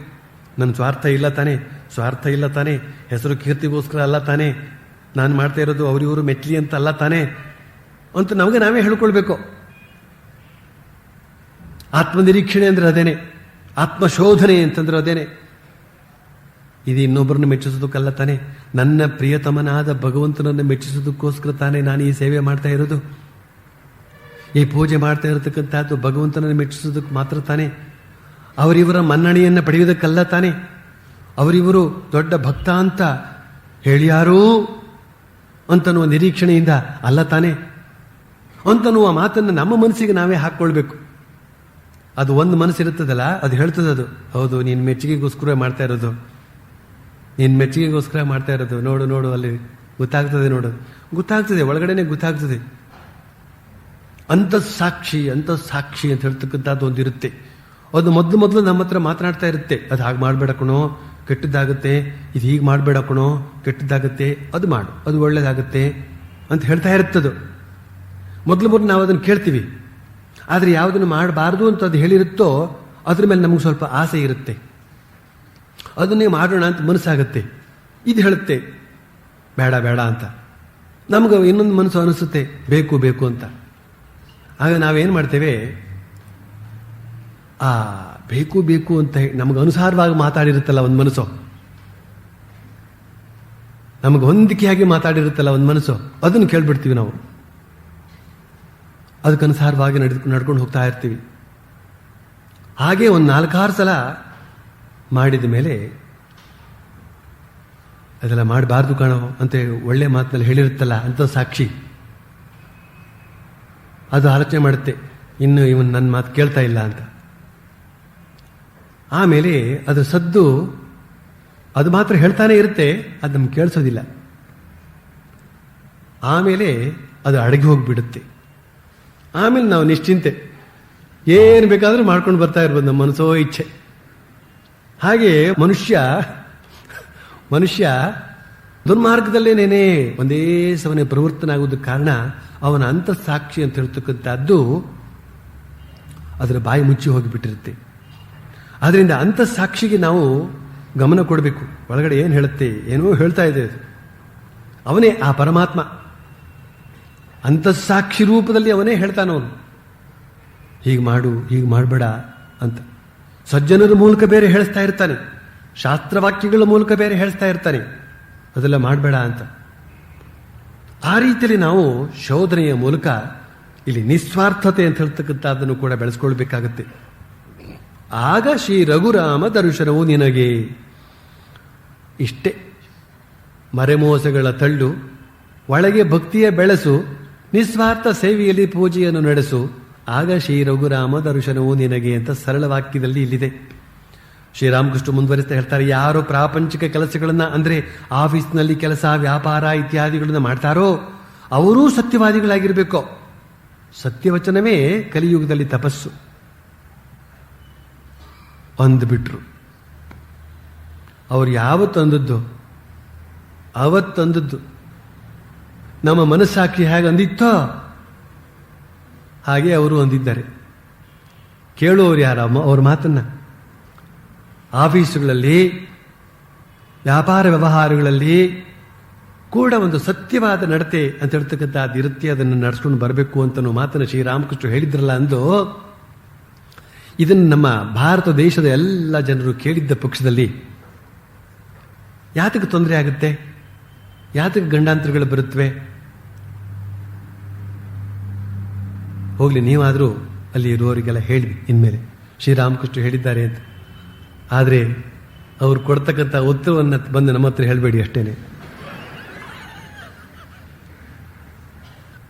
ಶ್ರೀರಾಮಕೃಷ್ಣರು ಇದನ್ನ ಹೇಳಿದ್ರು, ಸತ್ಯವಚನವೇ ಕಲಿಯುಗದಲ್ಲಿ ತಪಸ್ಸು ಅಂತ. ಸತ್ಯ ಹೇಳೋದು ಕಷ್ಟ. ಸತ್ಯ ಹೇಳಿ ಯಾರು ಬದುಕಿದ್ದಾರೆ ಸ್ವಾಮೀಜಿ?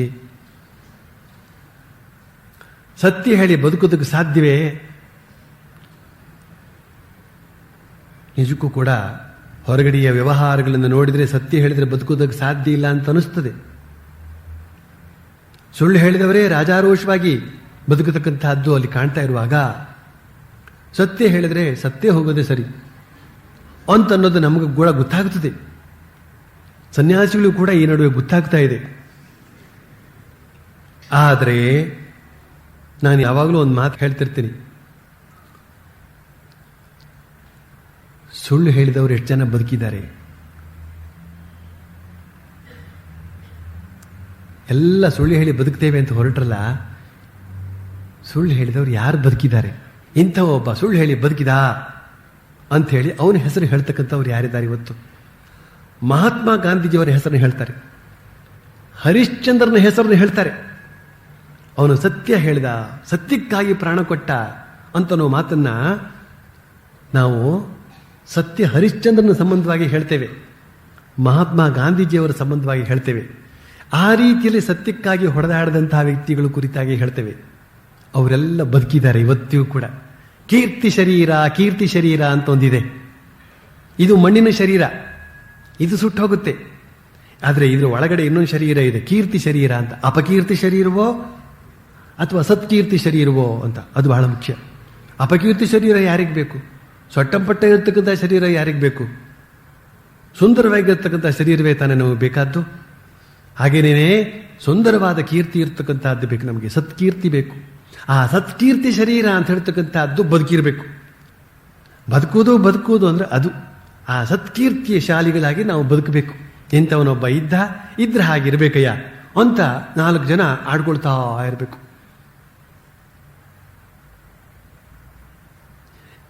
ಇದು ಸತ್ಯ ಹೇಳೋದ್ರಿಂದ ಆಗ್ತದೆ, ಸತ್ಯ ಹೇಳೋದ್ರಿಂದ. ಆದರೆ god seize the truth but weights.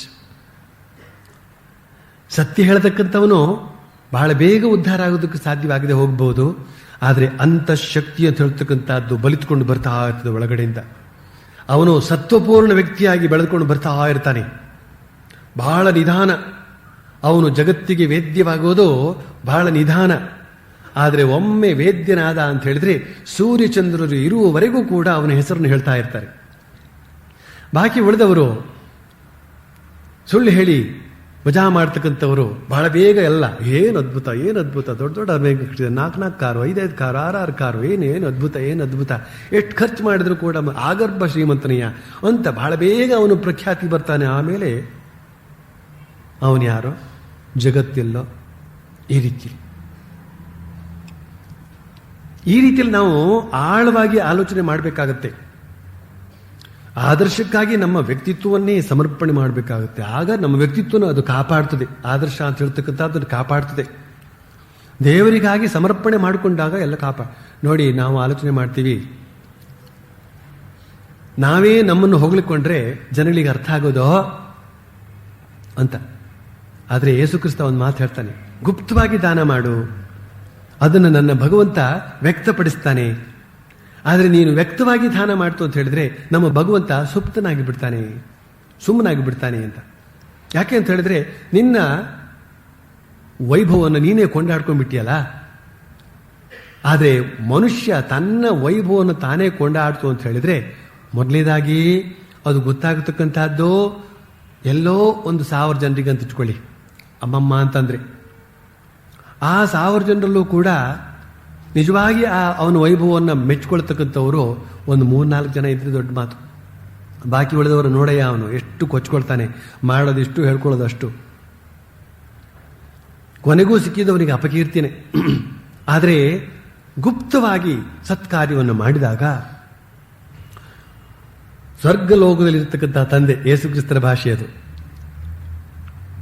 ಭಗವಂತ ಅದನ್ನು ವ್ಯಕ್ತಪಡಿಸ್ತಾನೆ ಅಂತ ಹೇಳಿದ್ರೆ ಶಾಶ್ವತವಾಗಿ ಸೂರ್ಯಚಂದ್ರರು ಇರುವವರೆಗೂ ಕೂಡ ಅದನ್ನು ವ್ಯಕ್ತಪಡಿಸ್ತಾನೇ ಇರ್ತಾನೆ ಅಂತ ಅರ್ಥ. ಆದ್ರಿಂದ ನಮ್ಗೆ ಏನೇನು ಒಳ್ಳೇದಾಗಬೇಕು ಅದೆಲ್ಲ ಭಗವಂತನ ಮೂಲಕವೇ ಆಗುವಂತೆ ನಾವು ನಡ್ಕೊಳ್ಬೇಕು. ಆಗ ನಾವು ಸತ್ಯ ಹೇಳುವಲ್ಲಿ ಯಾವ ಕಷ್ಟವೂ ಕೂಡ ಬರೋದಿಲ್ಲ. ಆದರೆ ಲೌಕಿಕ ದೃಷ್ಟಿಯಿಂದ ಕಷ್ಟ ಬರ್ತದೆ, ಈ ಮಾತನ್ನು ನಾವು ಒಪ್ಕೊಳ್ಬೇಕು. ಕಷ್ಟ ಬರ್ತದೆ ಅಂತ ತಿಳಿದಿದ್ದು ಕೂಡ ಸತ್ಯ ಹೇಳಬೇಕು. ಯಾತಕ್ಕೆ ಅಂತ ಹೇಳಿದ್ರೆ ಸತ್ಯವೇ ನಮ್ಮನ್ನು ಕಾಪಾಡ್ತಕ್ಕಂಥದ್ದು ಅಂತ ಸ್ವಾಮಿ ವಿಜ್ಞಾನಂದಜಿ ಮಹಾರಾಜ್ ಅಂತಂದ್ರೆ ಶ್ರೀರಾಮಕೃಷ್ಣ ಸನ್ಯಾಸಿ ಶಿಷ್ಯರಲ್ಲಿ ಒಬ್ಬರು. ಅವರದ್ದು ವಿಚಿತ್ರವಾದಂತಹ ಒಂದು ಬಗೆಯ ಜೀವನ, ಅದೇ ಒಂದು ಸ್ವಾರಸ್ಯಕರವಾದಂತಹ ಜೀವನ. ಅವರ ಬಳಿಗೆ ಅವರ ಶಿಷ್ಯರೊಬ್ಬರು ಬಂದು ಕೇಳಿದರು, ಮಹಾರಾಜ್, ಭಗವಂತನ ಸಾಕ್ಷಾತ್ಕಾರಕ್ಕೆ ಒಂದು ಸುಲಭ ಮಾರ್ಗವನ್ನು ಹೇಳ್ಕೊಡಿ. ಅದಕ್ಕೆ ಅವರು ಹೇಳಿದ್ರಂತೆ, ನೀನು ಹಿಂದೆ ಪ್ರಾಥಮಿಕ ಶಾಲೆಯಲ್ಲಿ ಅಧ್ಯಯನ ಮಾಡ್ತಿರುವಾಗ ನಿನ್ನ ಹತ್ರ ಕಾಪಿ ರೈಟಿಂಗ್ ಬರ್ತಾ ಇದ್ದಿರಬಹುದು ಅಂತ ಕಾಣ್ತದೆ ಅಲ್ವೇ? ಯಾವ ವಾಕ್ಯ ಹಾಕಿದ್ದಾರೆ ಮೊದಲು? ಸತ್ಯವೇ ದೇವರು, ಸತ್ಯವೇ ತಾಯಿ ತಂದೆ ಅಂತ. ಅದನ್ನು ನೀನು ಎಷ್ಟು ಸತಿ ಬರೆದಿದ್ದೆ ಕಾಪಿ ರೈಟಿಂಗ್? ಎಷ್ಟು ಸತಿ ಬರೆದಿದ್ದೆ ಅದನ್ನ? ಈಗ ಅದನ್ನು ಅನುಷ್ಠಾನ ಮಾಡು ಸಾಕು. ಸತ್ಯವನ್ನು ಅನುಷ್ಠಾನ ಮಾಡ್ತು ಅಂತ ಹೇಳಿದ್ರೆ ಸತ್ಯ ಸ್ವರೂಪಿಯಾದ ಪರಮಾತ್ಮ ಸತ್ಯವಾಗಿಯೂ ಕೂಡ ಎದುರುಗಡೆ ಬಂದು ನಿಂತ್ಕೊಳ್ತಾನೆ, ಮೈದಾಡ್ತಾನೆ, ಎಲ್ಲವೂ ಸತ್ಯವಾಗಿ ಬಿಡುತ್ತದೆ. ಅದಕ್ಕೋಸ್ಕರವೇ ರಾಜಯೋಗ ಬಹಳ ದೊಡ್ಡ ಯೋಗ. ಎಲ್ಲ ಯೋಗಗಳು ದೊಡ್ಡ ಯೋಗಗಳೇ. ರಾಜಯೋಗ ಅಂತ ಹೇಳ್ತಕ್ಕಂಥದ್ದು ಏನು ಹೇಳ್ತದೆ? ಅಹಿಂಸಾ, ಸತ್ಯ, ಅಸ್ತೇಯ, ಬ್ರಹ್ಮಚರ್ಯ, ಅಪರಿಗ್ರಹ, ಶೌಚ, ಸಂತೋಷ, ತಪಸ್ವಾಧ್ಯಾಯ, ಈಶ್ವರ ಪ್ರಣಿಧಾನ ಅಂತನ್ನುವ ಸಾರ್ವಭೌಮಾಹ ವ್ರತಾಹ. ಸರ್ವ ಭೂಮಿಗಳಲ್ಲೂ ಕೂಡ, ಎಲ್ಲೆಲ್ಲೂ ಕೂಡ, ಪ್ರತಿ ಆ ಊರಿನಲ್ಲೂ ಯಾರು ಯೋಗವನ್ನು ಅಭ್ಯಾಸ ಮಾಡಬೇಕು ಅಂದರೂ ಕೂಡ ಈ 10 ನಿಯಮಗಳನ್ನು ಅಭ್ಯಾಸ ಮಾಡಲೇಬೇಕು. ಅಹಿಂಸಾ, ಸತ್ಯ, ಅಸ್ತೇಯ, ಬ್ರಹ್ಮಚರ್ಯ, ಅಪರಿಗ್ರಹ, ಶೌಚ, ಸಂತೋಷ, ತಪಸ್ಸು, ಸ್ವಾಧ್ಯಾಯ, ಈಶ್ವರ ಪ್ರಣಿಧಾನ. ಅಮೆರಿಕದಲ್ಲಾದರೂ ಸರಿಯೇ, ಭಾರತದಲ್ಲಾದರೂ ಸರಿಯೇ, ಆಸ್ಟ್ರೇಲಿಯಾದಲ್ಲಾದರೂ ಸರಿಯೇ, ಆಫ್ರಿಕಾದಲ್ಲಾದರೂ ಸರಿಯೇ, ಸರ್ವ ಭೂಮಿಗಳಲ್ಲೂ ಕೂಡ ಪಾಲಿಸಲೇಬೇಕಾದಂತಹ 10 ಪ್ರಾಮುಖ್ಯವಾದಂತಹ ಗುಣಗಳು. ಕೆಲವು ವ್ಯಕ್ತಿಗಳಿಗೆ ಇಡೀ ಜೀವನವಿಡೀ ಈ 10 ಗುಣಗಳನ್ನು ಅಭ್ಯಾಸ ಮಾಡೋದ್ರಲ್ಲೇ ಮುಗಿದೋಗ್ಬಿಡ್ತದೆ ಅವರ ಸಾಧನೆ. ಅಷ್ಟು ಕಷ್ಟ ಇರ್ತದೆ. ಕೇಳುವಾಗ ಸುಲಭ, ಅದನ್ನ ನಮ್ಮ ದಿನಬಳಕೆಯ ಅಭ್ಯಾಸದಲ್ಲಿ ತರುವ ವೇಳೆಗೆ ಪ್ರಾಣಕ್ಕೆ ಬರುತ್ತದೆ. ಸತ್ಯ ಹೇಳ್ತೇನೆ ಇವತ್ತಿನಿಂದ, ಸತ್ಯವೇ ಎಲ್ಲವೂ ಆಗಿದೆ, ಸತ್ಯವೇ ಪರಮಾತ್ಮನಾದ್ರಿಂದ ಸತ್ಯ ಹೇಳ್ತೇನೆ ಇವತ್ತಂತ ತೀರ್ಮಾನ ಮಾಡಿ ಮನೆಗೆ ಹೋಗೋದ್ರೊಳಗೆ ಒಂದು ಸುಳ್ಳು ಹೇಳುವಂತಹ ಸಂದರ್ಭ ಬರೆದಿದ್ರೆ ಕೇಳಿ. ಅದು ಎಂಥ ಒಂದು ಸುಳ್ಳು ಹೇಳಲೇಬೇಕು, ಸುಳ್ಳು ಹೇಳದಿದ್ರೆ ಬದುಕೋದಕ್ಕೆ ಸಾಧ್ಯ ಇಲ್ಲ ಅಂತ ಹೇಳ್ತಕ್ಕಂಥ ಒಂದು ಸನ್ನಿವೇಶ ಬಂದ್ಬಿಡ್ತದೆ. ಆಹಾ, ಈಗ ತಾನೇ ಸತ್ಯ ಹೇಳಬೇಕು ಅಂತ ತೀರ್ಮಾನ ಮಾಡಿಕೊಂಡು ಸುಳ್ಳು ಹೇಳಬೇಕಂತ ಸನ್ನಿವೇಶ ಬಂದ್ಬಿಡ್ತಲ್ಲ. ಏನು ಮಾಡೋದು ಕೇಳಿದ್ರೆ ಸತ್ಯ ಹೇಳೋದು ಆಗೋದಿಲ್ಲ. ಮಾತ್ರ ಇದು ಒಂದ್ಸಲ ಹೇಗೋ ತಪ್ಪಿಸ್ಕೊಂಡು ಬಿಡ್ತೇನೆ ಅಂತ ಅವನು ಸುಳ್ಳು ಹೇಳದೇ ಇದ್ರೆ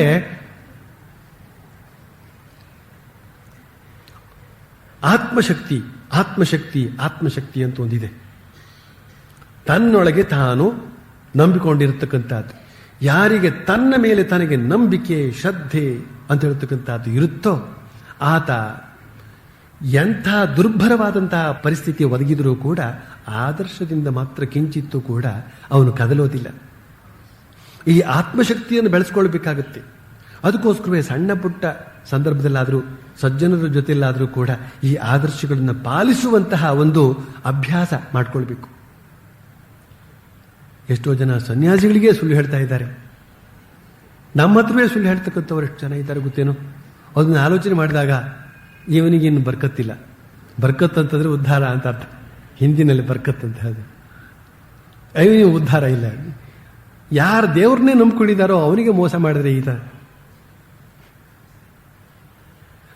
ಮಾತು ಕೊಟ್ಟ ಅಂತಂದ್ರೆ ಅದಕ್ಕೆ ಸರಿಯಾಗಿ ನಡ್ಕೊಳ್ಳೇಬೇಕು. 4 ಗಂಟೆಗೆ ಬರ್ತೇನೆ ಅಂತ ಹೇಳಿದ್ರೆ ಸರಿಯಾಗಿ 4 ಗಂಟೆಗೆ ಬರಬೇಕು. ಈ ಥರ ಸಮಯ ಮಹಾತ್ಮ ಗಾಂಧೀಜಿಯವ್ರ ಗಡಿಯಾರವನ್ನು ಸೊಂಟಕ್ಕೆ ತೂಗು ಹಾಕೊಳ್ತಾ ಇದ್ರು.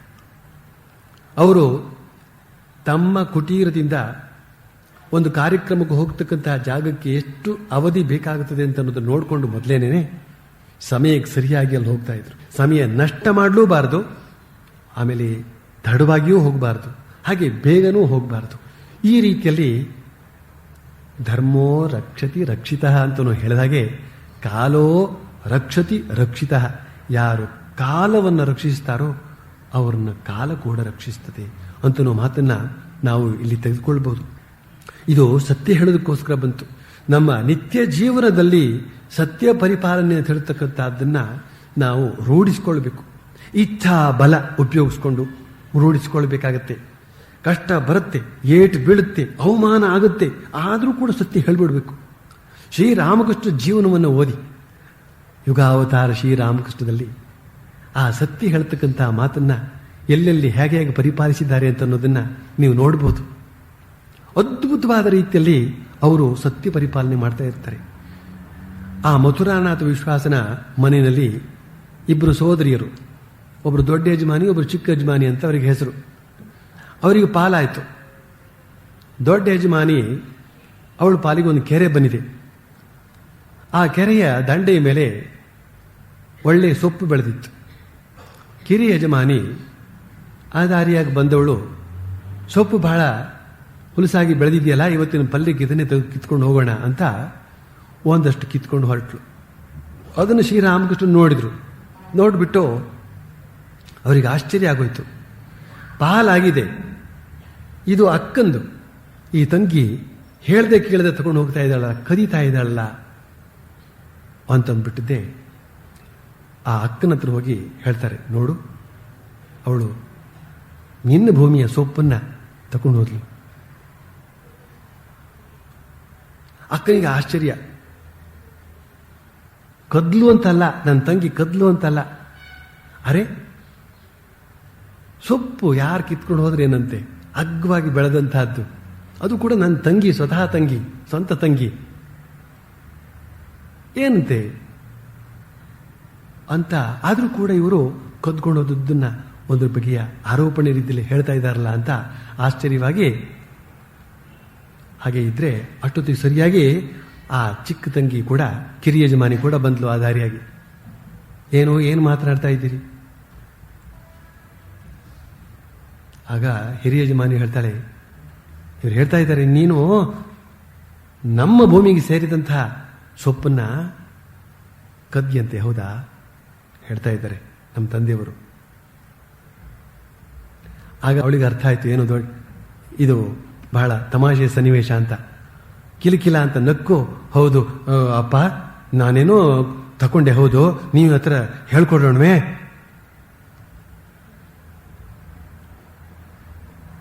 ಅಂತ ಅನ್ನೋದ್ರೊಳಗೇನೇನೆ ಇಬ್ಬರ ಕಣ್ಣುಗಳಲ್ಲೂ ಕೂಡ ಪರಸ್ಪರ ಸಂಭಾಷಣೆ ನಡೆದಾಯ್ತು. ಅದೇನೋ ಒಂದು ಕೀಟ್ಲೆ ಸನ್ನಿವೇಶ ಅಂತ ತಿಳ್ಕೊಂಡು ಇಬ್ರು ಕಿಲಕಿಲ ಅಂತ ನಕ್ಕೊಂಡು, ಆ ನಕ್ಕದನ್ನು ನೋಡಿ ಶ್ರೀರಾಮಕೃಷ್ಣ ತಿಳ್ಕೊಳ್ತಾರೆ, ಓಹೋ, ಇವರು ಇದನ್ನ ಸೀರಿಯಸ್ ಆಗಿ ತಗೊಳ್ಳೇ ಇಲ್ಲ ಅಂತ. ಇದೊಂದು ಗಂಭೀರವಾದಂಥ ವಿಷಯ ಅಂತ ತಗೊಳ್ಳಿ. ಆಗ ಅವ್ರು ಹೇಳ್ತಾರೆ, ಏನೋಪ್ಪ, ನನಗೆ ಗೊತ್ತಿರೋದೇನಪ್ಪ ಅಂತಂದ್ರೆ, ಒಬ್ಬರಿಗೆ ಸೇರಿದ್ರೆ ಇನ್ನೊಬ್ಬರು ತಗೊಳ್ಳೋದು ತಪ್ಪು, ಗೊತ್ತಿಲ್ಲದೆ ತಗೊಳ್ಳೋದು ತಪ್ಪು ಅಂತ. ಇದು ನಿಮ್ಮ ವ್ಯವಹಾರ ಇನ್ನೇನಿದೆಯೋ ನಮಗೇನು ಗೊತ್ತು ಅಂತ ಹೊರಟೋಗ್ಬಿಟ್ರಂತೆ ರೋಮಿಗೆ. ಒಂದ್ಸಲ ಅವರಿಗೆ ಒಂದು ತೋಟದಿಂದ, ಅವರ ಭಕ್ತರ ತೋಟದಿಂದ ನಿಂಬೆಹಣ್ಣು ತಂದುಕೊಡ್ಲಾಗ್ತಾ ಇತ್ತು ಅವರ ಉಪಯೋಗಕ್ಕೆ. ಯಾವತ್ತೋ ಒಂದು ದಿವಸ ನಿಂಬೆಹಣ್ಣು ತಂದುಕೊಟ್ಟರೆ ಅದು ತಿನ್ನೋದಕ್ಕೆ ಸಾಧ್ಯವಾಗಲಿಲ್ಲ ಅವ್ರ ಕೈನಲ್ಲಿ. ತಕ್ಷಣ ಹೇಳಿದ್ರಂತೆ, ಹೋಗು ನೋಡ್ಕೊಂಡು ಬಾ ಮೊದಲು, ಆ ತೋಟ ಇನ್ನೊಬ್ರಿಗೇನೋ ಬದಲಾಗಿರ್ಬೇಕು ಅಂತ ಕಾಣುತ್ತೆ, ಮಾರಿರ್ಬೇಕು ಅಂತ ಕಾಣುತ್ತೆ ಆತ. ಹೋಗಿ ವಿಚಾರಿಸಿ ನೋಡಿದಾಗ ಆ ತೋಟ ಈ ಭಕ್ತಂದಲ್ಲ, ಈಗ ಇನ್ನೊಬ್ರಿಗೆ ಮಾರಿ ಆಗಿತ್ತು, ಅದರ ಸ್ವಾಧೀನ ಇನ್ನೊಬ್ರಿಗೆ ಹೋಗಿತ್ತು. ಇನ್ನೊಬ್ರಿಗೆ ಹೋದದ್ದನ್ನು ಕೂಡ ಇವನು ಅಭ್ಯಾಸ ಬಲದಿಂದ ಪ್ರತಿದಿನ ತರುವಂತೆ ತಂದಿದ್ದಾನೆ. ಕದ್ದಾಗಾಯ್ತಲ್ಲ ಅದು. ಇಷ್ಟರ ಮಟ್ಟಿನ ಸೂಕ್ಷ್ಮ. ಅಲ್ಲಿ ಮಾರಿದ್ದು ಯಾರಿಗೂ ಗೊತ್ತಿಲ್ಲ, ಶ್ರೀರಾಮಕೃಷ್ಣ ಕೂಡ ಕೇಳಿಲ್ಲ, ಅದು ತಿನ್ನೋಕ್ಕಾಗ್ತಾ ಇಲ್ಲ. ಅದು ಸತ್ಯ ಪರಿಪಾಲನೆ, ಅಸ್ಥೇಯ ಪರಿಪಾಲನೆ ಇತ್ಯಾದಿ ಗುಣಗಳನ್ನೆಲ್ಲ ನಾವು ಪರಿಪಾಲನೆ ಮಾಡಿದಾಗ ನಮ್ಮ ವ್ಯಕ್ತಿತ್ವ ಅಂತ ಹೇಳ್ತಕ್ಕಂಥದ್ದು ಎಷ್ಟು ಶುದ್ಧವಾಗುತ್ತದೆ ಅಂತ ಹೇಳ್ತಕ್ಕಂಥದ್ದೆಲ್ಲ ಈ ಮಾತಿನ ಮೂಲಕ ಗೊತ್ತಾಗ್ತದೆ. ಅದಕ್ಕೋಸ್ಕರ ಶ್ರೀರಾಮಕೃಷ್ಣ ಹೇಳ್ತಾರೆ, ಸತ್ಯವಚನವೇ ಕಲಿಯುಗದಲ್ಲಿ ತಪಸ್ಸು ಅಂತ ಹೇಳಿದಾಗ ಪ್ರಾಣಕೃಷ್ಣ ಹೇಳ್ತಾನೆ, ಹೌದು ನಿಜ, ಮಹಾನಿರ್ವಾಣ ತಂತ್ರದಲ್ಲಿ ಹೇಳಿದೆ, ಹೇ ಮಹೇಶಿ, ಈ ಕೌಲ ಧರ್ಮದಲ್ಲಿ ಸತ್ಯವಾದಿಯಾಗಿಯೂ ಜಿತೇಂದ್ರಿಯನಾಗಿಯೂ ಪರೋಪಕಾರ ನಿರತನಾಗಿಯೂ ನಿರ್ವಿಕಾರನಾಗಿಯೂ ಸದಾಶಯನಾಗಿಯೂ ಇರಬೇಕು ಅಂತನ್ನೋದಾಗಿ ನಿಯಮ ಇದೆ ಅಂತ. ಅದೊಂದು ಶಾಸ್ತ್ರ ಗ್ರಂಥ, ಮಹಾನಿರ್ವಾಣ ತಂತ್ರ ಅಂತ ಶಾಸ್ತ್ರ ತಂತ್ರ. ಅದು ಎಲ್ಲ ಶಾಸ್ತ್ರಗಳು ಕೂಡ ಹೇಳ್ತಕ್ಕಂಥದ್ದು ಒಂದೇ ಮಾತು, ಸತ್ಯ ಹೇಳಬೇಕು, ಪರೋಪಕಾರ ಮಾಡಬೇಕು, ಜಿತೇಂದ್ರಿಯನಾಗಿರಬೇಕು ಇತ್ಯಾದಿ. ಶ್ರೀರಾಮಕೃಷ್ಣ ಹೇಳ್ತಾರಾಗ, ಪ್ರಾಣಕೃಷ್ಣ ಶಾಸ್ತ್ರವಾಕ್ಯವನ್ನು ಉದಾಹರಿಸಿ ಹೇಳ್ತಾ ಇದ್ದಾನೆ. ಅದಕ್ಕೆ ಶ್ರೀರಾಮಕೃಷ್ಣ ಏನು ಹೇಳ್ತಾ ಇದ್ದಾರೆ, ಒಳ್ಳೇದು ಒಳ್ಳೇದು, ಆದರೆ ಈ ಭಾವನೆಗಳೆಲ್ಲ ರಕ್ತಗತ ಆಗುವ ಹಾಗೆ ಮಾಡಿಕೊಳ್ಬೇಕು. ಇದು ಬಹಳ ಮುಖ್ಯವಾದಂಥ ಮಾತು, ಎಲ್ರಿಗೂ ಗೊತ್ತಿರುವಂಥ ಮಾತೆ. ಸದ್ವಿಚಾರಗಳನ್ನ ರಕ್ತಗತ ಮಾಡ್ಕೊಳ್ಬೇಕು ಅಂತ ಹೇಳುವಂತ ಮಾತಿದೆಯಲ್ಲ, ಎಲ್ರಿಗೂ ಗೊತ್ತಿರುವಂತಹ ಮಾತೆ. ಆದರೆ ಇಲ್ಲಿ ಶ್ರೀರಾಮಕೃಷ್ಣರು ಅದನ್ನು ಒತ್ತಿ ಹೇಳಿದಂತಹದ್ದು ಬಹಳ ಮುಖ್ಯವಾದಂತಹದ್ದು. ಪ್ರಾಣಕೃಷ್ಣ ಶಾಸ್ತ್ರವಾಕ್ಯವನ್ನೇ ಉದಹರಿಸಿ ಹೇಳಿಬಿಟ್ಟ. ಎಂತೆಂತಹ ಪಂಡಿತರೆಲ್ಲ ಇದ್ದಾರೆ ಗೊತ್ತೇನೋ, ಆ ಪಂಡಿತರುಗಳು ಎಂತೆಂಥ ಅದ್ಭುತವಾದ ವಿಚಾರಗಳನ್ನೆಲ್ಲ ಹೇಳಬಲ್ಲರು ಗೊತ್ತೇನೋ, ಹೇಳಬಲ್ಲರು ಅಷ್ಟೇ. ಇದು ಶ್ರೀರಾಮಕೃಷ್ಣರಿಗೆ ಗೊತ್ತು. ಅದಕ್ಕೋಸ್ಕರ ಹೇಳ್ತಾ ಇದ್ದಾರೆ, ಒಳ್ಳೆಯದೇ, ಆದರೆ ಈ ಭಾವನೆಗಳೆಲ್ಲ ರಕ್ತಗತ ಆಗುವ ಹಾಗೆ ಮಾಡಿಕೊಳ್ಳಬೇಕು.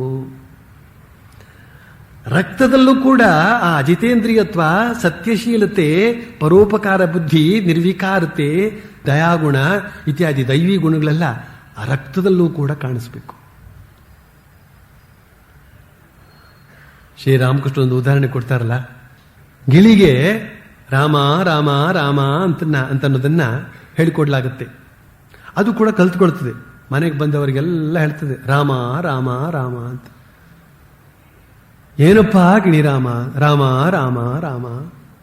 ಶ್ರೀರಾಮಕೃಷ್ಣ ಹೇಳ್ತಾರೆ, ಆ ಗಿಣಿಯನ್ನೇನಾದ್ರು ಒಂದು ಬೆಕ್ಕು ಬಂದು ಹಿಡಿತು ಅಂತ ಹೇಳಿದ್ರೆ ಕ್ಯಾ ಕ್ಯಾ ಅಂತ ಹೇಳ್ತದೆ. ಕಷ್ಟದ ಪರಿಸ್ಥಿತಿಯಲ್ಲೂ ಕೂಡ ನಾವು ಆ ಗಿಣಿ ಏನಾದರೂ ರಾಮ ರಾಮ ಅಂತ ಹೇಳಿದ್ರೆ ಆ ರಾಮ ಅಂತ ಹೇಳ್ತಕ್ಕಂಥದ್ದು ರಕ್ತಗತವಾಗಿತ್ತು ಅಂತ ಅರ್ಥ. ಇದೀಗ ಕಂಠಗತ ಮಾತ್ರ ಆಗಿತ್ತು.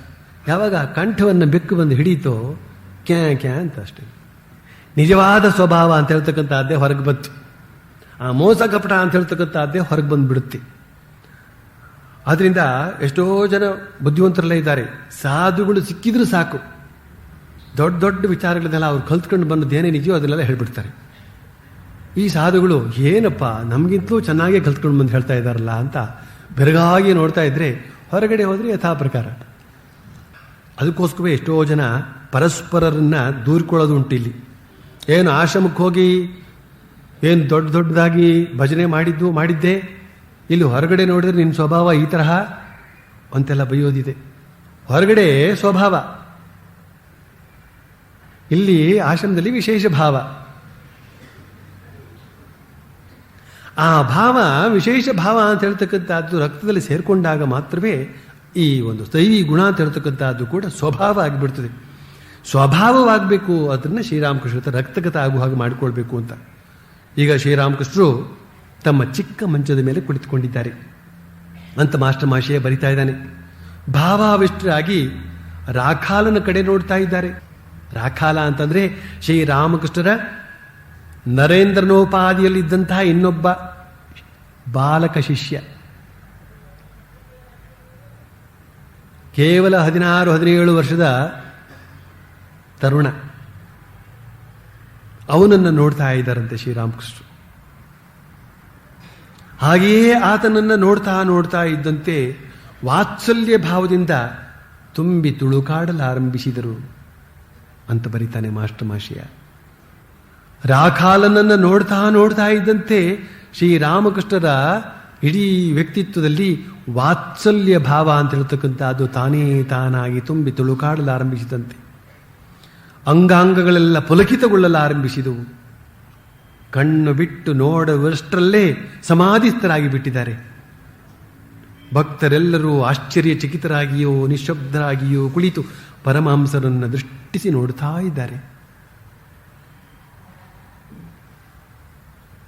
ಕಿಂಚಿತ್ ಪ್ರಕೃತಿಸ್ಥರಾಗಿ ಪರಮಹಂಸರು ಹೇಳ್ತಿದ್ದಾರೆ, ರಾಖಾಲನನ್ನು ನೋಡಿ ನನಗೆ ಯಾಕೆ ಉದ್ದೀಪನ ಆಗಿಬಿಡ್ತು. ಭಗವಂತನ ಕಡೆಗೆ ಮುಂದುವರಿದಂತೆಲ್ಲ ಆತನ ಐಶ್ವರ್ಯ ವೈಭವ ಕಡಿಮೆದಾಗಿ ಕಾಣಬರಲಾರಂಭಿಸುತ್ತದೆ. ಸಾಧಕನಿಗೆ ಮೊದಲು ದೊರೆಯುತ್ತದೆ 10 ಭುಜಗಳುಳ್ಳ ಭಗವತಿಯ ದರ್ಶನ. ಆ ಮೂರ್ತಿಯಲ್ಲಿ ಐಶ್ವರ್ಯ ಬಹಳವಾಗಿ ವ್ಯಕ್ತವಾಗಿರುತ್ತದೆ. ಅನಂತರ 2 ಭುಜಗಳುಳ್ಳ ದೈವೀಯ ದರ್ಶನ. ಆ ಮೂರ್ತಿಗೆ ವಿವಿಧ ಅಸ್ತ್ರ ಶಸ್ತ್ರಾಸ್ತ್ರಗಳನ್ನು ಹಿಡಿದಿರುವ 10 ಕೈಗಳಿರೋದಿಲ್ಲ. ಬಳಿಕ ಗೋಪಾಲ ಮೂರ್ತಿಯ ದರ್ಶನ ದೊರೆಯುತ್ತದೆ. ಅದರಲ್ಲಿ ಯಾವ ಐಶ್ವರ್ಯವೂ ಇರುವುದಿಲ್ಲ. ಅದು ಕೇವಲ ಹಾಲು ಹಸುಳೆಯ ಮೂರ್ತಿ. ಇವುಗಳಿಂದ ಆಚೆಗೂ ಕೆಲವು ದರ್ಶನಗಳಾಗುತ್ತವೆ. ಬಳಿಕ ಸಾಧಕನಿಗೆ ಕೇವಲ ಜ್ಯೋತಿಯ ದರ್ಶನ ಆಗುತ್ತದೆ. ರಾಖಾಲನನ್ನ ಕಂಡು ಸಮಾಧಿಗೇರಿದಂತಹ ಶ್ರೀರಾಮಕೃಷ್ಣ ಸಮಾಧಿಯಿಂದ ಇದು ಆಡಿದಂತಹ ಮಾತು ಯಾವುದು? ದೇವಿಯ ದರ್ಶನ, ದಶಭುಜಧಾರಿಣಿಯಾದಂತಹ ದೇವಿಯ ದರ್ಶನ, ದ್ವಿಬಾಹುಧಾರಿಣಿಯಾದಂತಹ ದೇವಿಯ ದರ್ಶನ, ಆಮೇಲೆ ಗೋಪಾಲ ಮೂರ್ತಿಯ ದರ್ಶನ, ಆಮೇಲೆ ಇನ್ನೂ ಕೆಲವು ದರ್ಶನ, ಬಳಿಕ ಬರೀ ಜ್ಯೋತಿ ಜ್ಯೋತಿ ಜ್ಯೋತಿ, ಎಲ್ಲೆಲ್ಲೂ ಜ್ಯೋತಿ ದರ್ಶನ. ಈ ಮಾತನ್ನ ಹೇಳ್ತಾ ಇದ್ದಾರೆ. ಇದೊಂದು ಆಧ್ಯಾತ್ಮಿಕ ರಹಸ್ಯವನ್ನು ನಮ್ಮ ಮುಂದೆ ಇಡ್ತಾ ಇದ್ದಾರೆ. ರಾಖಾಲನನ್ನು ಕಂಡು ಭಾವಾವಿಷ್ಟರಾಗಿ ಸಮಾಧಿ ಸ್ಥಿತಿಗೇರಿದಂತಹದ್ದು ಬಹಳ ಒಂದು ಅದ್ಭುತವಾದಂತಹ ವಿಷಯ. ಶ್ರೀರಾಮಕೃಷ್ಣರಿಗೆ ಏನಾದರೂ ಒಂದು ಸಣ್ಣ ಸೂಚನೆ ಸಿಕ್ಕಿದ್ರೆ ಸಾಕು, ಅದರ ಆಧಾರದ ಮೇಲೆ ಸಮಾಧಿಗೇರ್ತಾ ಇದ್ರು ಅವರು. ಇದನ್ನು ನಾವು ಬಹಳಷ್ಟು ಈ ಹಿಂದೆ ನೋಡಿದ್ದೇವೆ. ನರೇಂದ್ರನನ್ನು ನೋಡಿದಾಗಲೂ ಕೂಡ ಅವರಿಗೆ ಸಮಾಧಿ ಅಂತ ಹೇಳ್ತಕ್ಕಂಥದ್ದು ಉಂಟಾಗ್ತಾ ಇತ್ತು. ಭಗವನ್ನಾಮ ಸಂಕೀರ್ತನೆ ಅಂತ ಹೇಳ್ತಕ್ಕಂತಹದ್ದು ಬಹಳ ಸ್ಫೂರ್ತಿದಾಯಕವಾಗಿ ನಡೀತಾ ಇತ್ತು ಅಂತ ಹೇಳಿದ್ರೆ ಅವರಿಗೆ ಸಮಾಧಿ ಅಂತ ಹೇಳ್ತಕ್ಕಂಥದ್ದು ಪ್ರಾಪ್ತವಾಗ್ತಾ ಇತ್ತು. ಇಲ್ಲಿ ರಾಖಾಲನನ್ನು ಕಂಡಾಗ ಅವರಿಗೆ ಸಮಾಧಿ ಸ್ಥಿತಿ ಬಂದಿದೆ. ಕಾರಣ ಏನು? ಆ ರಾಖಾಲ ಯಾರು?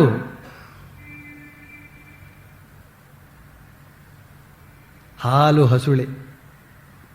ಹೇಗೆ ಗೋಪಾಲಮೂರ್ತಿ ಹಾಲು ಹಸುಳೆಯೋ ಅದೇ ರೀತಿಯಲ್ಲಿ ಈ ರಾಖಾಲ ಕೂಡ. ಈ ರಾಖಾಲ ಯಾರು?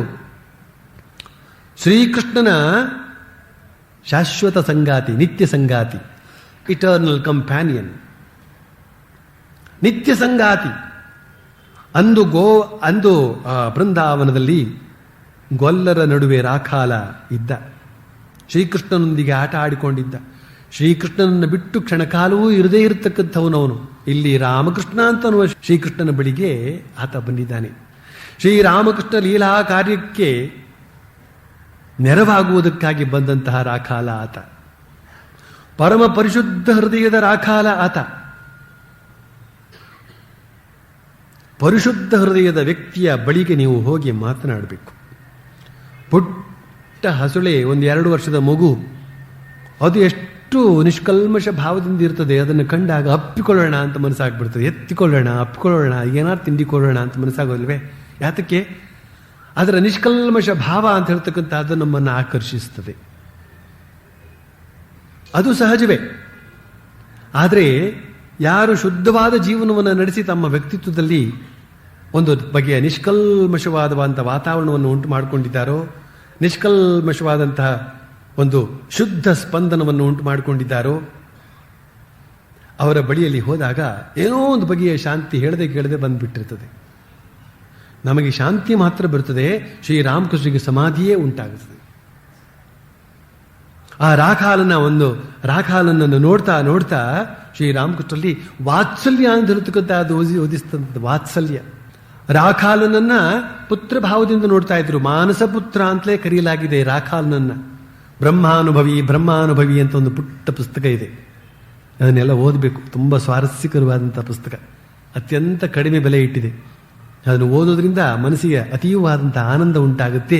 ನಿಷ್ಕಲ್ಮಶವಾದಂತಹ ಭಾವ ಅಂತ ಹೇಳ್ತಕ್ಕಂಥ ಅದು ಜಾಗೃತವಾಗುತ್ತೆ. ಅಂತಹ ಸ್ವಾಮಿ ಬ್ರಹ್ಮಾನಂದರು ಅಂತ ಅವರೇ ರಾಖಾಲ. ಮಾನಸ ಪುತ್ರ ಶ್ರೀರಾಮಕೃಷ್ಣ, ಮಾನಸ ಪುತ್ರ, ಆಧ್ಯಾತ್ಮಿಕ ಪುತ್ರ. ಆ ಪುತ್ರತ್ವ ಭಾವದಿಂದಲೇ ಕಾಣ್ತಾ ಇದ್ರು. ಅದೇ ರಾಖಾಲನು ಕೂಡ ರಾಮಕೃಷ್ಣರನ್ನ ತಮ್ಮ ಸ್ವಂತ ತಂದೆ, ಸ್ವಂತ ತಾಯಿ ಅಂತನ್ನುವ ಭಾವದಿಂದಲೇ ನಡ್ಕೊಳ್ತಾ ಇದ್ರು. ಎಷ್ಟೋ ಸತ್ಯ ಅವರು ಭುಜದ ಮೇಲೆ ಕೂಡ ಮಕ್ಕಳು ಕುಣಿದಾಡುವಂತೆ ಕುಣಿದಾಡ್ತಾ ಇದ್ರು. ರಾಖಾಲ ಕುಣಿದಾಡ್ತಾ ಇದ್ದ. ಒಂದು ಸಲ ರಾಖಾಲನಿಗೆ ಹಸುವೆ ಆಯಿತು. ಅವನು ಶ್ರೀರಾಮಕೃಷ್ಣ ಬಳಿ ತಾಯಿಯನ್ನು ಕೇಳುವಂತೆ ಕೇಳ್ತಾನೆ, ಹಸುವೆ ಆಗ್ತಾ ಇದೆ ಅಂತ. ತಕ್ಷಣ ಶ್ರೀರಾಮಕೃಷ್ಣರು ಗಂಗಾ ತೀರಕ್ಕೆ ಓಡಿ ಆ ಕಡೆ ಇರತಕ್ಕಂತಹ ಗೌರಿ ಅಂತ ಹೇಳ್ತಕ್ಕಂತಹ ಒಬ್ಬ ಭಕ್ತೆಯನ್ನು ಕರೀತಾರೆ. ಗೌರಿ, ನಮ್ಮ ರಾಖಾಲಿಗೆ ಹಸುವೆ ಆಗ್ತಾ ಇದೆ, ಏನಾದ್ರು ತಿಂಡಿ ತಕೊಂಡು ಬಾ. ಎಷ್ಟು ಗಟ್ಟಿಯಾಗಿ ಕೂಗಿರ್ಬೋದು ಅವರು. ಗಂಗಾ ಆ ಕಡೆಯಿಂದ ಆಕೆ ತಿಂಡಿ ತಯಾರಿಸ್ಕೊಂಡು ದೋಣಿಯಲ್ಲಿ ಬಂದು ಕೊಡ್ತಾಳೆ. ಇವ್ರು ಗಟ್ಟಿಯಾಗಿ ಹರಿಸ್ಕೊಂಡದ್ದು ಕಂಡುಬಿಟ್ಟಿದ್ದೆ ರಾಖಾಲ, ಕಾಲೇಜ್ ಹುಡುಗ. ಅವನು ನಿಷ್ಕಪಟ ಬುದ್ಧಿಯನ್ನು, ಸರಳ ಭಾವದ ಹುಡುಗ ನಿಜ. ಆದರೆ ಕಾಲೇಜಿಗೆ ಹೋದ್ರಿಂದ ಒಂದಿಷ್ಟು ಆ ಒಂದು ತೋರಾಣಿಕೆ ಅಂತ ಹೇಳ್ತಕ್ಕಂಥದ್ದು ಕೂಡ ಒಂದು ಸ್ವಲ್ಪ ಹುಟ್ಟುಕೊಂಡಿತ್ತು. ಅದರ ಪರಿಣಾಮವಾಗಿ ಫಾಲ್ಸ್ ಪ್ರೆಸ್ಟೀಜ್ ಅಂತ ಇಂಗ್ಲೀಷಲ್ಲಿ ಕರೀತಾರೆ, ಅದೊಂದು ಹುಟ್ಕೊಂಡಿತ್ತು. ರಾಮಕೃಷ್ಣನ್ ದಬಾಯಿಸ್ತಾನೆ, ಏನಪ್ಪ, ನನಗೆ ಹಸಿವೆ ಆದ್ದೇನೋ ನಿಜ, ಅದನ್ನು ನೀವು ಅಷ್ಟು ಗಟ್ಟಿಯಾಗಿ ಡಂಗುರ ಸಾರಬೇಕೆ? ಎಲ್ರಿಗೂ ಕೇಳುವಾಗ ರಾಖಾಲಿಗೆ ಹಸಿವೆ ಆಗಿದೆ, ತಿಂಡಿ ಬೇಕು ಅಂತ ಹೇಳಿ ಈಗ ಎಲ್ರಿಗೂ ಗೊತ್ತಾಯ್ತಲ್ಲ. ಆಗ ಶ್ರೀರಾಮಕೃಷ್ಣರು ಸರಳವಾದ ಮಾತಾ ಹೃದಯದಿಂದ, ಮಾತ್ರ ವಾತ್ಸಲ್ಯದ ಹೃದಯದಿಂದ ಹೇಳ್ತಾರೆ, ಏನಪ್ಪ ಮಾಡೋದು? ನೀನು ಹೇಳಿದೆ ಹಸಿವೆ ಆಗುತ್ತೆ ಅಂತ. ನೀನು ಹಸಿವೆಯನ್ನು ಹಿಂಗಿಸ್ಬೇಕಾದ ನನ್ನ ಕರ್ತವ್ಯ. ಮೊದಲು ಆ ಕೆಲಸವನ್ನು ಮಾಡಬೇಕು. ನೋಡು, ಹೇಳಿಬಿಡುವೆ ನಾನು. ಅದಕ್ಕೆ ಹೇಳಿಬಿಟ್ಟೆ. ಸರಳ ಭಾವ. ಇಂತಹ ಒಂದು ವಾತ್ಸಲ್ಯ ಭಾವದಿಂದ ಶ್ರೀರಾಮಕೃಷ್ಣರು ಆ ರಾಖಾಲನನ್ನು ನೋಡ್ಕೊಂಡವರಾದ್ರಿಂದ ಈಗ ಶ್ರೀರಾಮಕೃಷ್ಣರು ಅವನನ್ನು ನೋಡ್ತಾ ನೋಡ್ತಾ ನೋಡ್ತಾ ನೋಡ್ತಾ ಆ ವಾತ್ಸಲ್ಯ ಭಾವ ಅಂತ ಹೇಳ್ತಕ್ಕಂಥ ಊದಿಸಿ ಸಮಾಧಿ ಸ್ಥಿತಿ ಪ್ರಕೃತಿಸ್ಥರಾದ ಮೇಲೆ ಏನ್ ಹೇಳ್ತಾ ಇದ್ದಾರೆ, ರಾಖಾಲನನ್ನು ಕಂಡು ನನಗೆ ಯಾತಕ್ಕೆ ಈ ಭಾವ ಬಂತು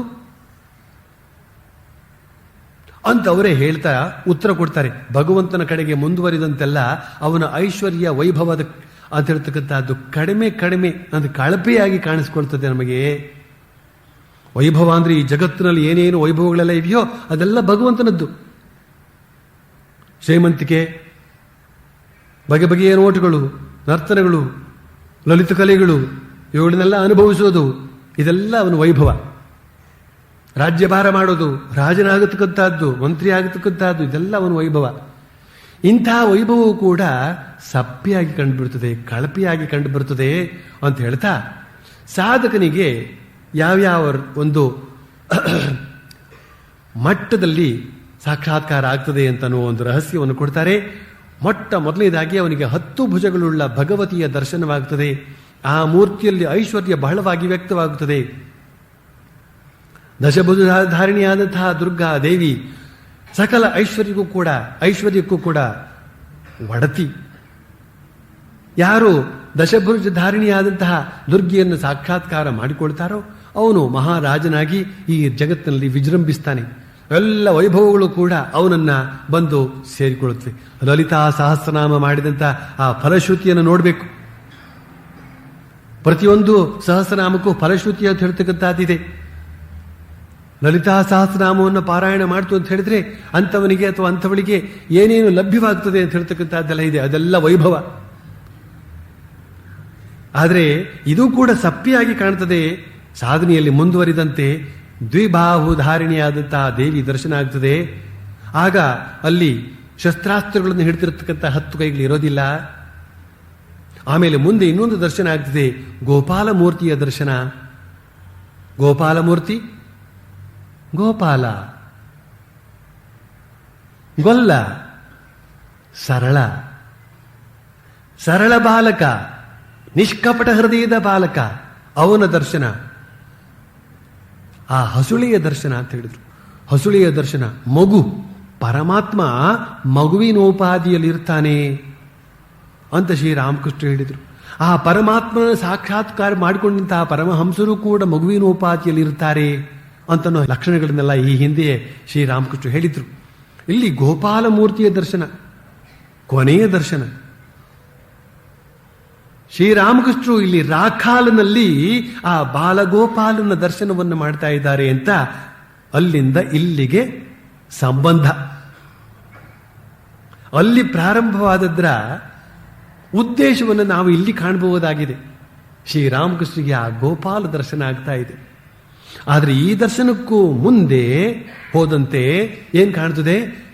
ಜ್ಯೋತಿ, ಸುವರ್ಣ ಜ್ಯೋತಿ. ತೈತ್ರಿಯ ಉಪನಿಷತ್ನಲ್ಲಿ ಅದೇ ಮಾತನ್ನು ಹೇಳಲಾಗಿದೆ. ಸುವರ್ಣಮಯವಾದಂತಹ ಜ್ಯೋತಿ. ಸುವರ್ಣ ಅಂತ ಈ ನಮ್ಮ ಭೂಲೋಕದಲ್ಲಿ ಕಾಣಿಸ್ತಕ್ಕಂತಹ ಸುವರ್ಣ ಅಂತ ಹೇಳ್ತಕ್ಕಂಥದ್ದು ಸುಮ್ಮನೆ ನಾಮಕೆ ವಾಸ್ತೆ ಮಾತ್ರ. ಒಂದು ಉದಾಹರಣೆ ಕೊಡದಿದ್ರೆ ಆ ಸುವರ್ಣದಂತೆ ಅಂತ ಅರ್ಥ ಅಷ್ಟೇನೆ. ಯಾವ ಬೆಳಕಿನಿಂದ ಇತರ ಎಲ್ಲ ಬೆಳಕುಗಳು ಕೂಡ ಬೆಳಗುತ್ತವೋ ತಸ್ಯ ಭಾಸಾ ಸರ್ವಮಿದಂ ವಿಭಾತಿ. ಅಂತಹ ಬೆಳಕು, ನೆರಳೇ ಇಲ್ಲದಿರತಕ್ಕಂತಹ ಬೆಳಕು, ಅಂತಹ ಜ್ಯೋತಿ ದರ್ಶನ ಎಲ್ಲೆಲ್ಲೂ ಜ್ಯೋತಿ ದರ್ಶನ ಆಗ್ತದೆ. ಅದೇ ಅತ್ಯಂತ ಶ್ರೇಷ್ಠವಾದ ದರ್ಶನ ಅಂತನ್ನುವ ಆ ಆಧ್ಯಾತ್ಮಿಕ ರಹಸ್ಯವನ್ನು ಹೇಳ್ತಾರೆ ಶ್ರೀರಾಮಕೃಷ್ಣರು ಅಂತ ಹೇಳಿ ಇಂದಿನ ಉಪನ್ಯಾಸವನ್ನ ಮುಗಿಸ್ತೇನೆ.